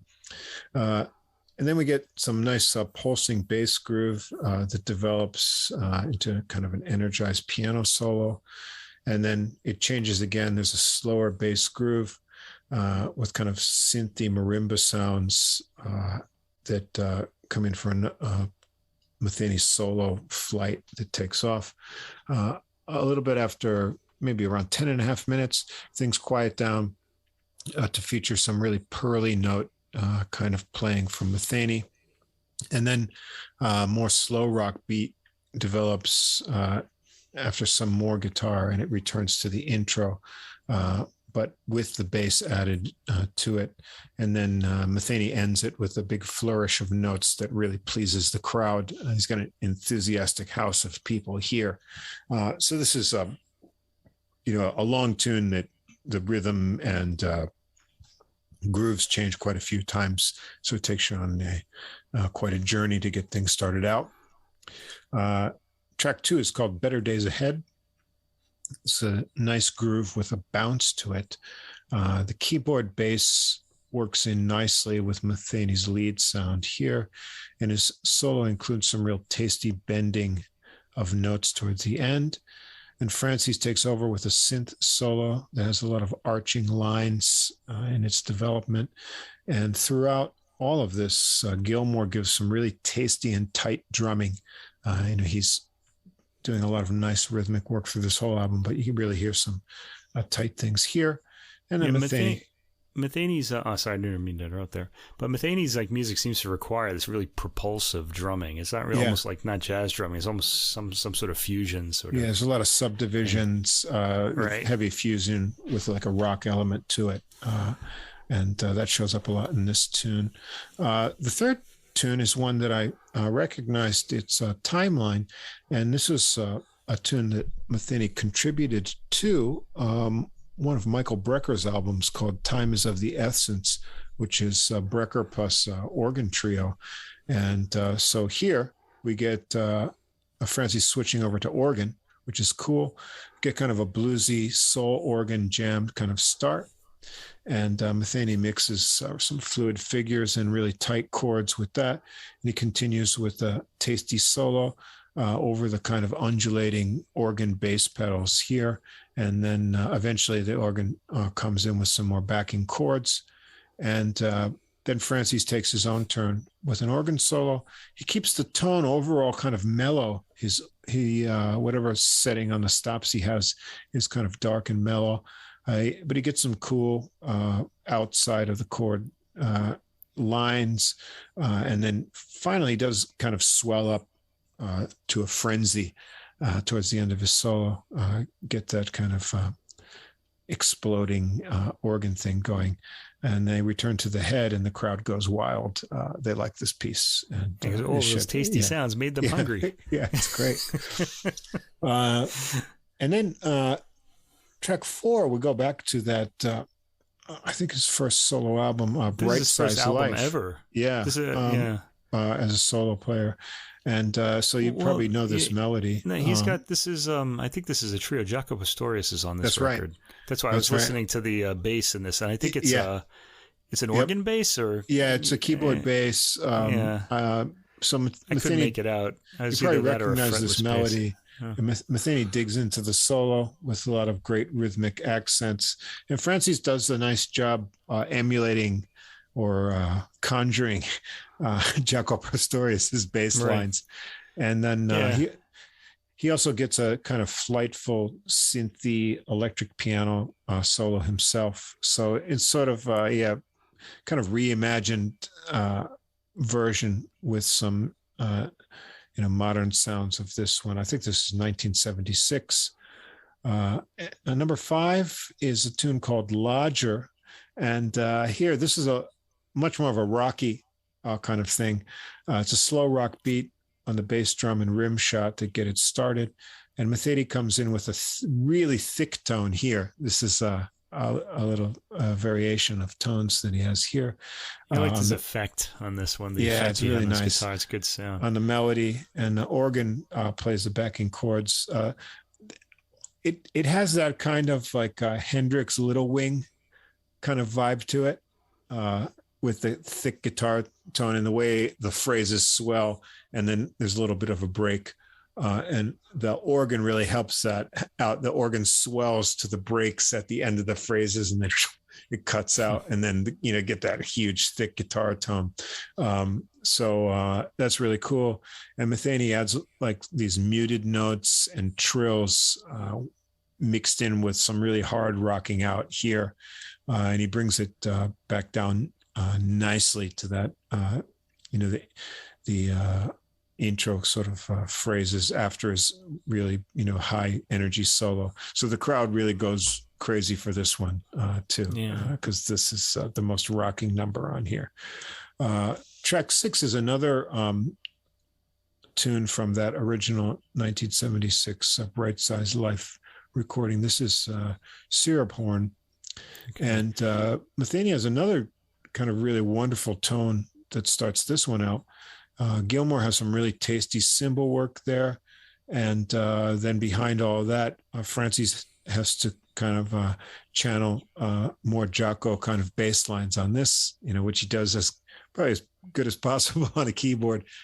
He gets the, this character and phrasing from the original recording.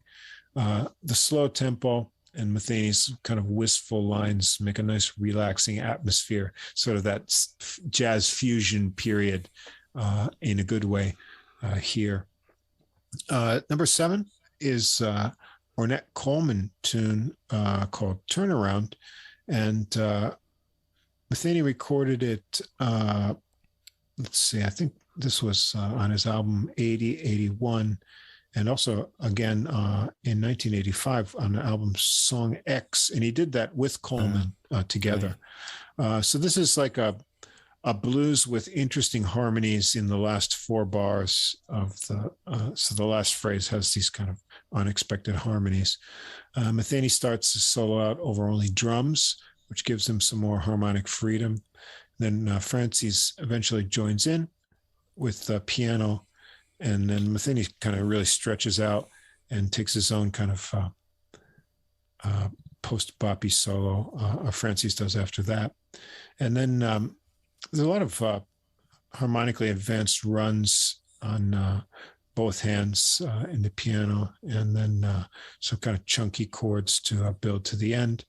And Gilmour really keeps this one swinging, and he has a little bit of a chance to do some trading off with some solo phrases before they wrap it up. And finally, we end up with a tune called Zenith Blue, and that's got these rolling keyboard kind of chords and cymbal splashes to give a background for Metheny's really warm sounding guitar synth. He's using the synth effect here.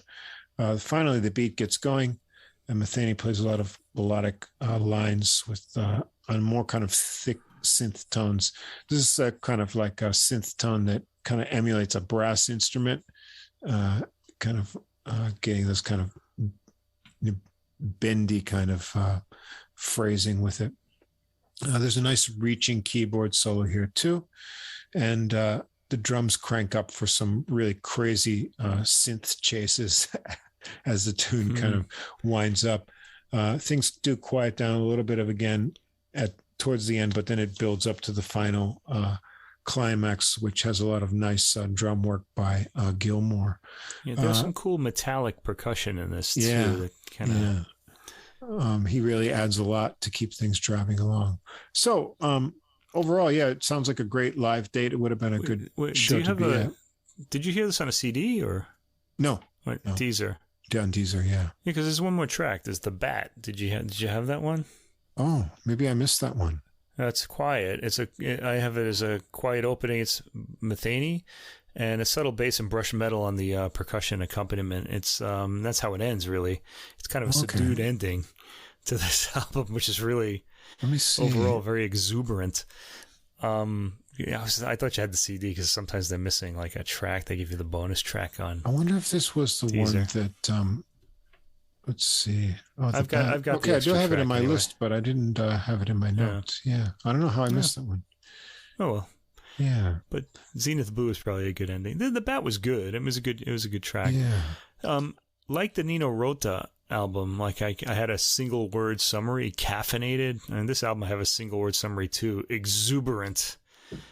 You know, and I wrote that I think Pat Metheny is a national treasure and maybe even an international treasure, but really, again, only America could have produced him, really. He's constantly expresses high spirits in his music, and this is like 5 decades of this now. I mean, I remember hearing him in the 80s and 90s and getting that feeling, that exuberant sort of spirit that he has. But I wonder if he's actually like that personally, if he's really just he seems happy to all be. the time. I mean, in interviews that I've seen, and what I like is, I mean, other than being a real high energy live performance, that even these old tunes, they sound really fresh still. I mean, it's not like he's going through emotions or something. This is, it sounds just as fresh as the new tune and inspired.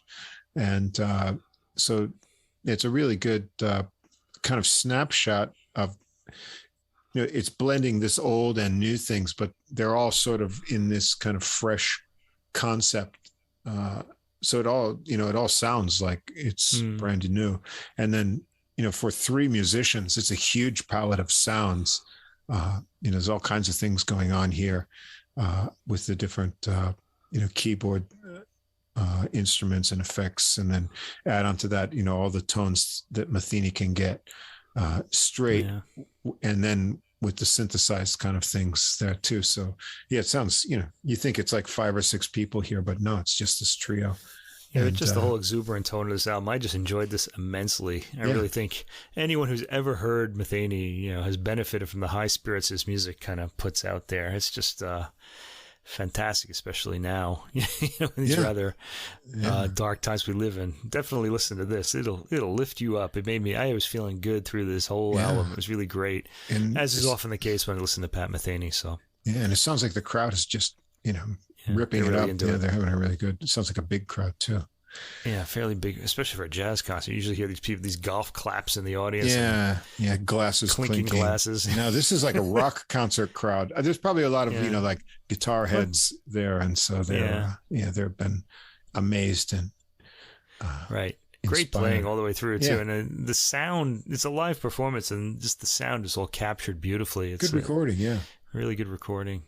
And very present, especially in the drums and the bass. You really hear details, especially in the percussion and the drums. Really highly recommended if you like Pat Metheny. It's kind of a little retrospective of his career, but high spirits all the way through. Okay, and as I like to do, I like to mix things in because I always want to hear something new.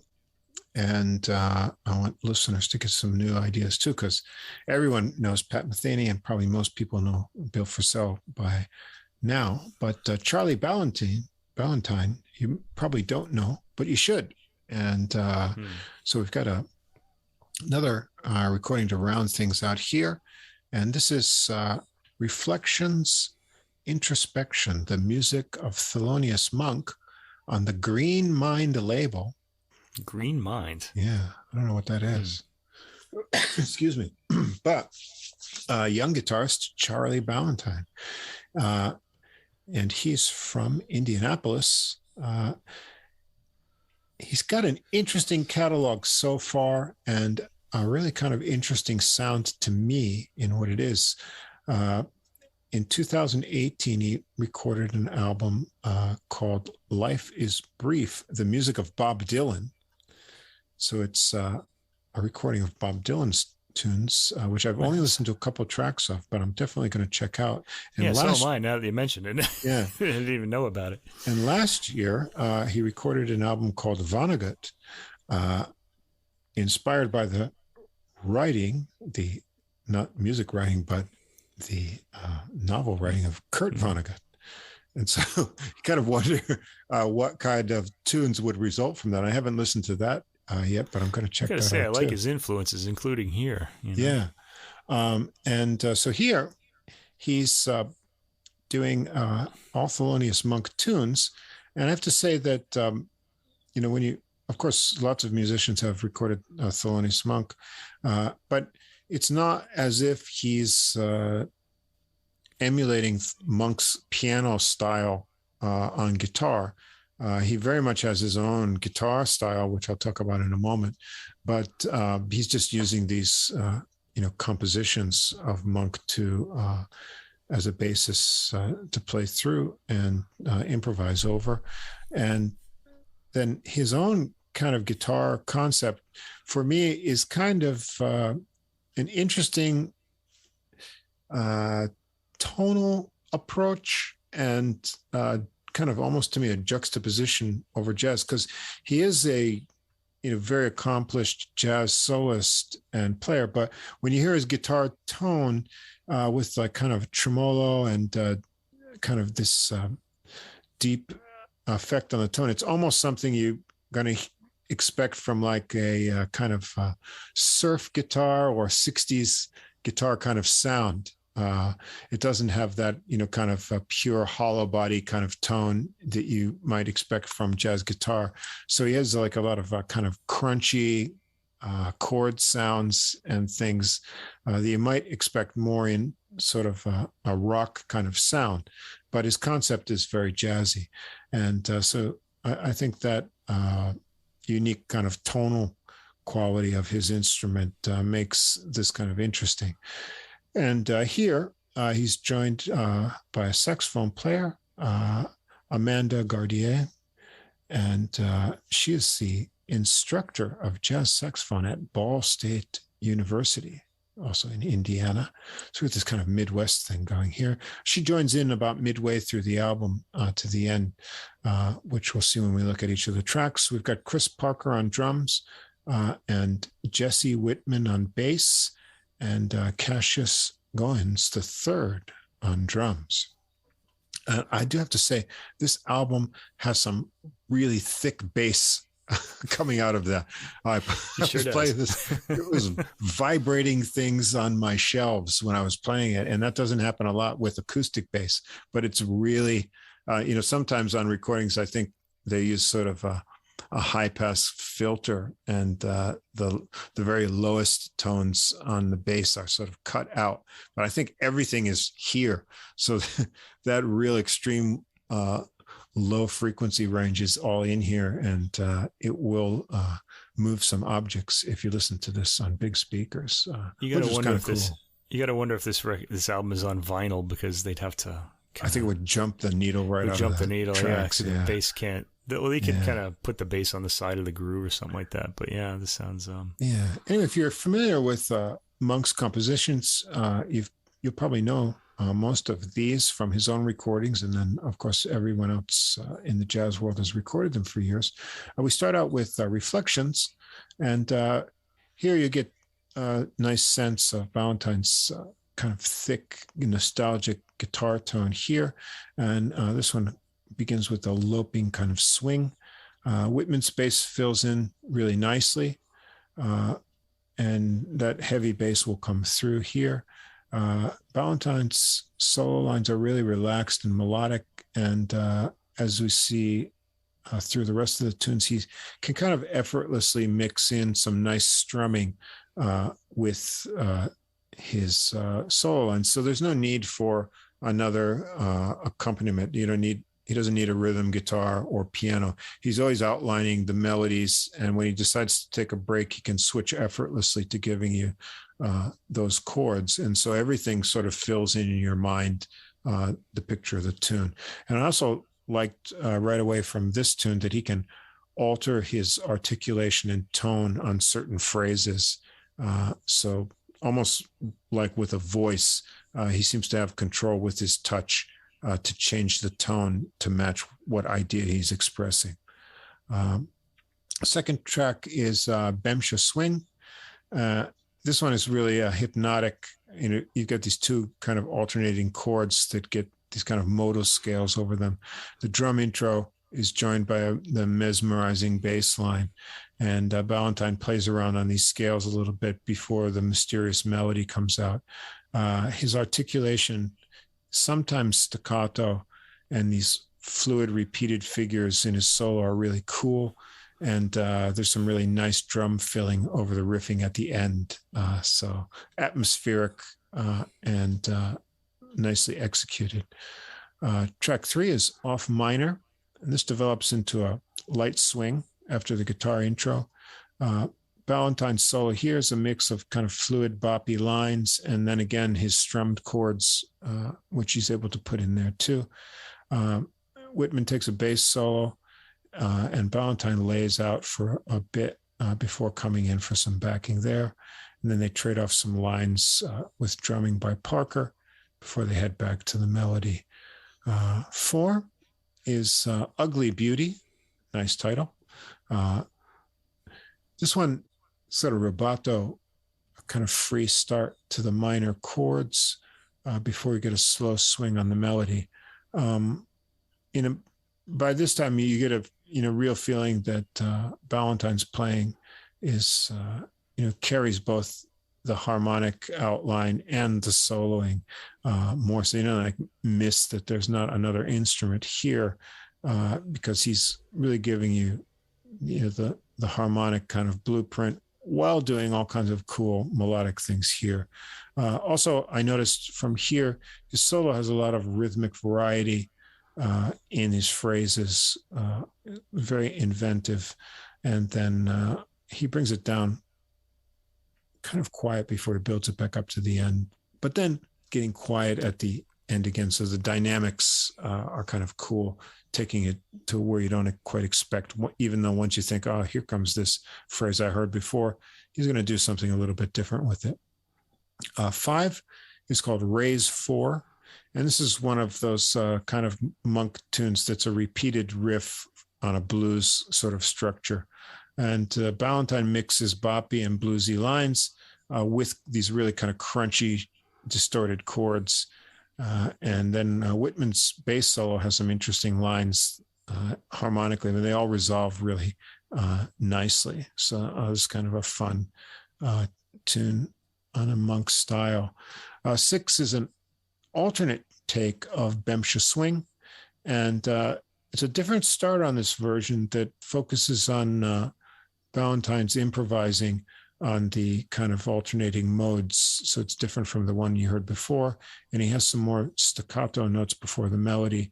And the solo ideas in this take are quite different too. So it makes for an interesting comparison. You know, a lot of jazz albums, especially reissues of classic albums, have included alternate takes. And, you know, sometimes you feel like listening to them, sometimes you don't.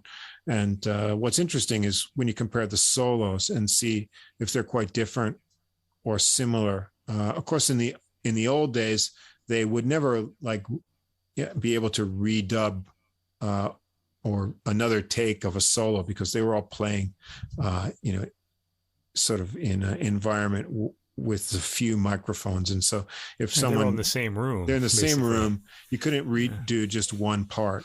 But these days, you know, a lot of things are recorded in isolation, which is why a lot of recordings sound like antiseptic, I guess. Yeah, I was going to say a bad word, but we're a clean podcast.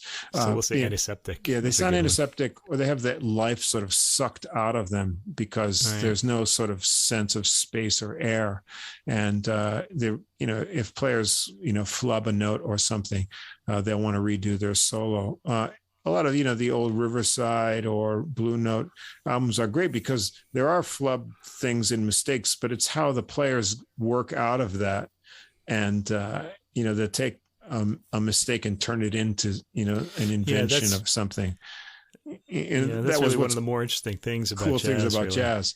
Yeah. So out of that, my point is that when there's an alternate take, you can get an idea if the soloist had it already kind of set up solo, and when they do it again, they're going to follow that same structure, or if they're sort of, you know, going on in the feeling of the moment and they come up with something completely different.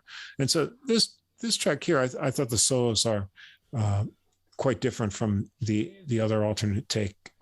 And so I just want to say that the this whole idea of having like perfection on recordings, now you can kind of fix all the mistakes. I think it kind of sort of maybe hurts us even as listeners. Like you don't really get the sense that a mistake can be like a pathway to something new. I think people are kind of losing that sort of sense that, you know, if you make a mistake, it could be opening a door that you wouldn't have kind of realized was there, you know. So it's nice to have that happen in art and then see how people handle it, you know. I like that a lot. I think it kind of plays into our lives as well. You know, as a trumpet player, two of my favorite players were Lee Morgan and Freddie Hubbard. And well, they have different styles in the hard bop idiom. They were both really adventurous and fearless. And, you know, they would take huge chances with these difficult lines. And, you know, on trumpet, especially, it's a very physical instrument that depends on your delicate, you know, lip embouchure. And you have good days and you have bad days. And sometimes you got to record on a day when your lips, you know, your chops might not be up to snuff, but, you know, there it is, you're in the studio. And what I liked about both of those players is they both took, you know, incredible chances a lot. And sometimes they would, you know, sort of, as we would say, you know, paint yourself into a corner. They would blow themselves into this kind of corner. And sometimes, you know, things wouldn't come out quite as planned. And then how they worked out of that musically was always interesting to me, you know, because as a trumpet player, I could listen to say, oh, that wasn't supposed to happen. But what he did after that was really cool. And I think, you know, that was a mark of a really good improviser to take, you know, an unexpected direction. Or even among the musicians on those albums, someone else in the band would play something that wasn't planned or react in a different way. And then what do you do in response to that? I think those sort of problems in the resolution was a really interesting part of sort of unaltered recordings, that were, like a real conversation between people where things can, go in strange directions. Yeah, usually those are the most exciting parts of music. Yeah. Anyway, that's the whole point of, I think the purpose, or having an interest in alternate takes of tunes, if there's something different that was going on. And I thought this one was kind of interesting to compare. Anyway, back to the program. Number 7, Pannonica solo. So this is just a short solo guitar version. And it really highlights Ballantyne's tone and his touch with the chords. So a nice kind of interlude here. And from this point on, after this little interlude, we're on track 8, Brilliant Corners, the famous Monk album. And so here's when Amanda Gardier comes in for the duration of the album and adds sax into here. Yeah, it's a nice little... It's after 7 tracks of the guitar trio, it's nice to hear this new sound. Yeah, and he's a really good soloist. He's got a lot of interesting ideas. I was really riveted by him. But this kind of adding the sax in, especially on this tune, because this is a famous recording on this album that had both saxophonists, altoist Ernie Henry and then Sonny Rollins on tenor, and so it kind of brings more of a traditional kind of jazz feeling to these Monk tunes. Although this tune is kind of infamous. If you read the backstory on it, this is a really unusual composition. It's got like an 8-bar A section and a 7-bar B section, and then another modified kind of 7-bar A section. It goes into double time, and then there's like this double time theme in the second chorus, and with these weird accents. And supposedly, when they recorded this originally, it took like more than 20 takes to get it right, and it caused some fighting among the musicians in the studio. You mean the original recording? The original recording with Monk, and I guess there was some conflict with the alto player, Ernie Henry. It's one of those kind of jazz legend stories.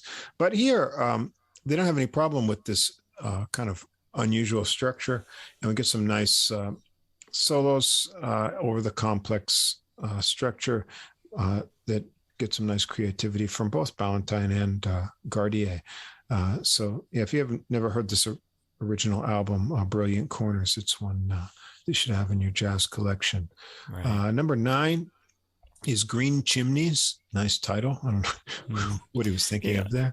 I got to say, he's choosing a lot of these more obscure Monk tunes for this album. There aren't any of the really big, kind of really familiar. I think most of them come from this kind of Blue Note period. And so the sax is on this one, and as well, and a kind of funky feel develops over the repeated riff of this tune. Ballantyne plays a real bluesy solo over the tight bass and drum groove, and he adds some really angry chords and double stops on this one. And then Gardier on her own solo here, she gets out a bit more in the harmonic extensions of the chords in her solo on this one compared to the Ballantyne's bluesy focus. 10 is Introspection. The sax starts out on this one, carries the melody. Sometimes the guitar joins in unison on parts, sometimes not. And then Gardier carries on into a solo of her own, and then Ballantyne. There's some really nice bouncy bass work on this one. I like the feel that he gets in it. It sort of feeds the solos here with the rhythmic accents, and the soloist can't help but kind of incorporate that in there. So I like that sort of influence the bass gives here. And then Whitman takes his own solo here.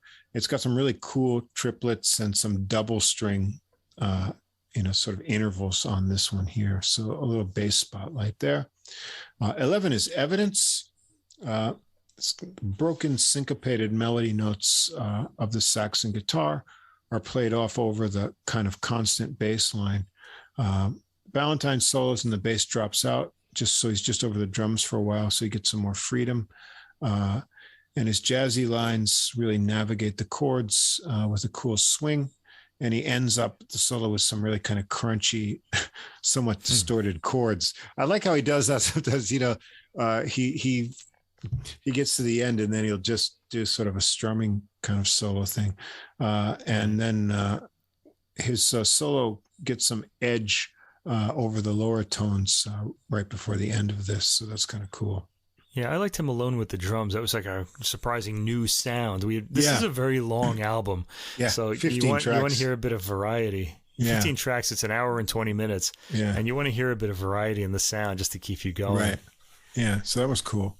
12, Ask Me Now. This one starts with the sax solo figure and intro. And then everyone comes in and it gets kind of a loping swing feel. You'll probably recognize this monk ballad. It's been played a lot. It's really pretty. Then Gardier carries through the familiar melody. Really nice, pretty approach to that. Ballantine adds some kind of really tasty staccato notes to fill in while he's also playing the chords. And she continues on a really long solo here. It's relaxed, matches the mood of this ballad. And, the way she develops it is measured out in a kind of a mature development. She doesn't play it out before the climax, so it keeps your interest in the solo. Then Ballantine's solo here is kind of in contrast. He's got a lot of really fluid 16th note lines in here, and then he gets these kind of crunchy strums too. So I liked the different approach to this tune. The sax is really ballady and relaxed, but Ballantine has got a lot of fast ideas that he works in, and then with the strum work in contrast is nice. 13's this one's another pretty well-known one, Monk's Dream. The sax and guitar double up on the melody with this one, but the sax takes the middle phrase in the melody section.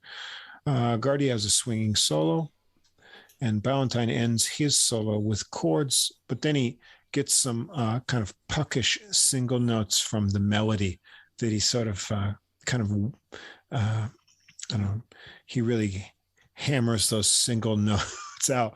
Like, do you remember this melody? And then, the melody comes in. He doesn't play them in the same exact rhythm as the melody. So it's kind of an interesting way to end your solo rather than start it out that way. 14 is another alternate take, Brilliant Corners. The intro is a little bit different. By this time, I was over an hour into the album, so I didn't go back and compare the solos on this one. I was getting a bit tired by the end of this. It's very long. You can do that if you want, but the intro is slightly altered too, but might be worth some time comparing the solo there. And we get a little bit different ending. 15, a monk ballad, but this is just a short version of it. Let's Cool One. And it's just a short solo guitar, very rubato interpretation. But Ballantine here uses a lot of staccato notes, and you can really enjoy his tone here, where there's nothing else getting in the way of it. When you get to the end, though, you'll think it's pretty, but you really want the last note to bend down and resolve, but it's not going to happen. So you get this sort of interesting ending on kind of tone that's out there.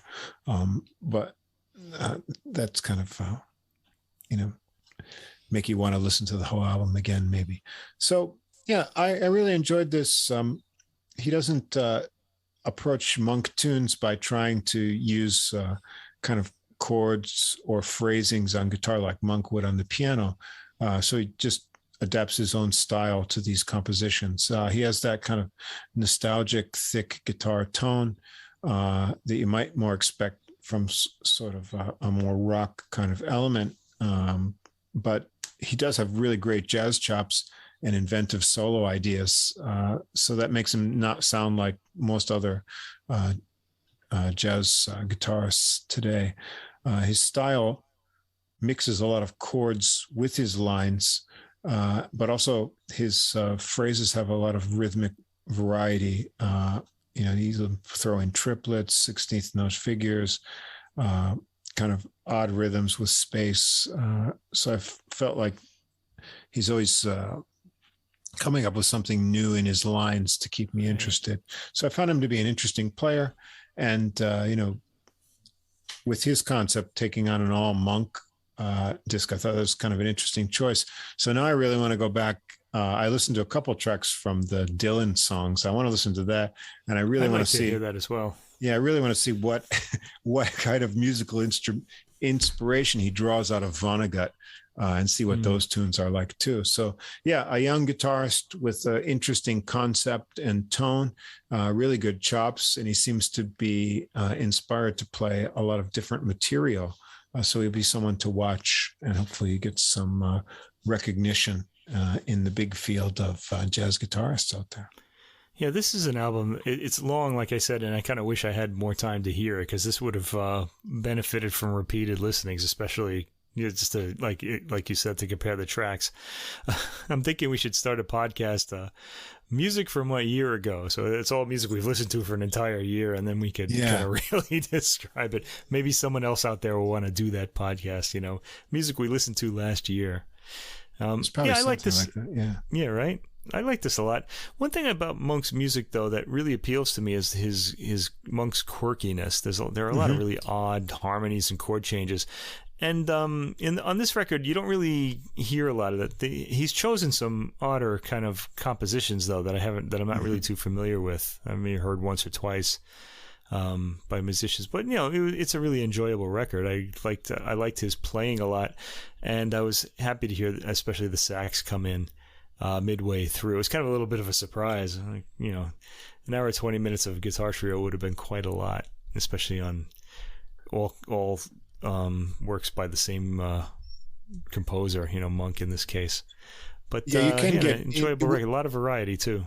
You can get sort of put into sort of a zombified state when there's not a lot of tonal variety, whether in classical music or that's jazz. really true. And so I thought that the sax inclusion midway was a nice programming choice. And so in a way, this is a good companion to our opening disc, Générations, by the Baroque disc. It kind of they sort of vary the sounds enough that you stay interested all the way through.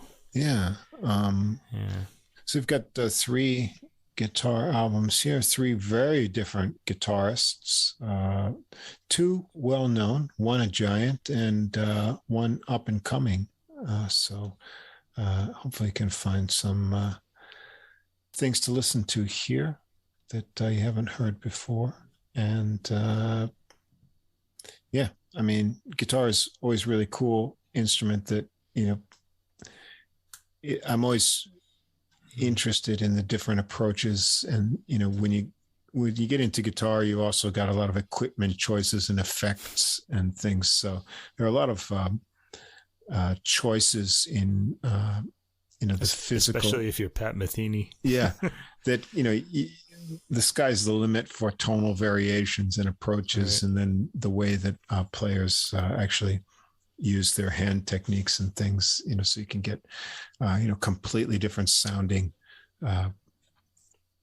interpretations of things. And Metheny especially has spent his entire guitar career on guitar technology. Even in the 80s, right away, he was using all those new, was it the synclavier? I don't know if he used that, but he had all these sort of gadgets even at the time that were just cutting edge back then. And, speaking of guitar too, I noticed Pasquale Grasso has another new release out. That guy just never stops recording. I just imagine he just gets up in the morning and just plays all day long and then goes to bed. Those spider-like fingers just... He'd forget to eat if they didn't put food in front of him or something. And there you go to the, back to, just the most basic jazz approach with that. Did you hear the new album? No, I haven't listened to it yet. No. What is it? Is it like one composer again? I think it's I'm not sure. I think it's one of the series of concepts. I actually believe that it's highlighted in the Deezer jazz new releases that came up. Let me take a look right here. It's Pasquale plays Duke. Duke. So I guess that's Duke. Yeah, it's all Duke Ellington tunes. He's done Monk as well, right? I believe he's done a Monk album, and man, he just keeps cranking them out. His last, let's see, he had. We heard the one with the vocalist, right? He was accompanying. He was accompanying, Samara Joy, right. which I felt was just a bit too busy in the accompanying role. Yeah. He's really not an accompanist by nature. No. He really needs the spotlight. And he's got solo ballads, and then the one I really liked is Merci Toutes with for Toots Thielsman with Ivanic Prene on harmonica. That one's really nice. Oh, I bet that's good. Yeah, harmonica and guitar. And then what else has he got here? In a Sentimental Mood too. So these are. He is good as a member of an ensemble. He will lay back when he's got ensembles. So there's some. I know the most kind of traditional fat hollow body sound there too. Yeah, so there's so many approaches to guitar. That's really cool. Right. So, but anyway, I got these three that I had grouped together on my list, and I think it makes a nice jazz guitar listening program. So please do enjoy these albums. I think this might be our longest episode yet. It could be. It's been going on for a long time. It's been a good time, but we don't intend that. We're actually aiming for about an hour and 15 minutes, an hour and a half. We just love them going over 2 hours just now. Keep going. Yeah. But anyway, there's so much to talk about. It's so interesting. What can I do? This has been episode 30 of Adult Music, the podcast. There it is. We're up to the big 30. With music for the mature mind. And once again, if you're still listening all the way to the end of this episode, please do send a comment on whatever platform you're at, or send us a message at adultmusicpodcast@gmail.com if you'd like to get in touch with us. And we'll be back again next week with episode 31, our regular one. I think 31 is going to actually be our special Gramophone Awards. Yeah, it is. We're going to count that as an episode. That as 31. Yeah. And that'll be coming up midweek as we look at the Gramophone Classical nominees and winners in the various categories. Got some more listening to do before. I don't think I'm going to get to everything, but it's not as easy when you have a day job. I was thinking when we made this plan, I was thinking, we have all the time in the world, and then suddenly work started again. So we're. But I realize we've listened to a lot of them already, so I'll try to pick up the ones that I don't. We're not going to hear all the. I'm not going to hear all the shortlisted ones, but I just want to make sure at least one of us has heard one of the winners. Yeah, we'll check out all the winners for sure. Anyway. Yeah. And so that'll be coming up. There's still two I need to listen that I absolutely need to listen to, and I really would like to hear a lot more. But that'll be coming up on Wednesday. We'll record that here, so you'll get that maybe Thursday. If you're in the United States, you'll get it Wednesday evening. Yeah, Wednesday evening, and Wednesday night, really. Look for that, and then we'll be back with our regular. Weekly episode next week, and so you get a two for this week. Yeah. So until then, this has been the Adult Music Podcast, and we'll see you again next time.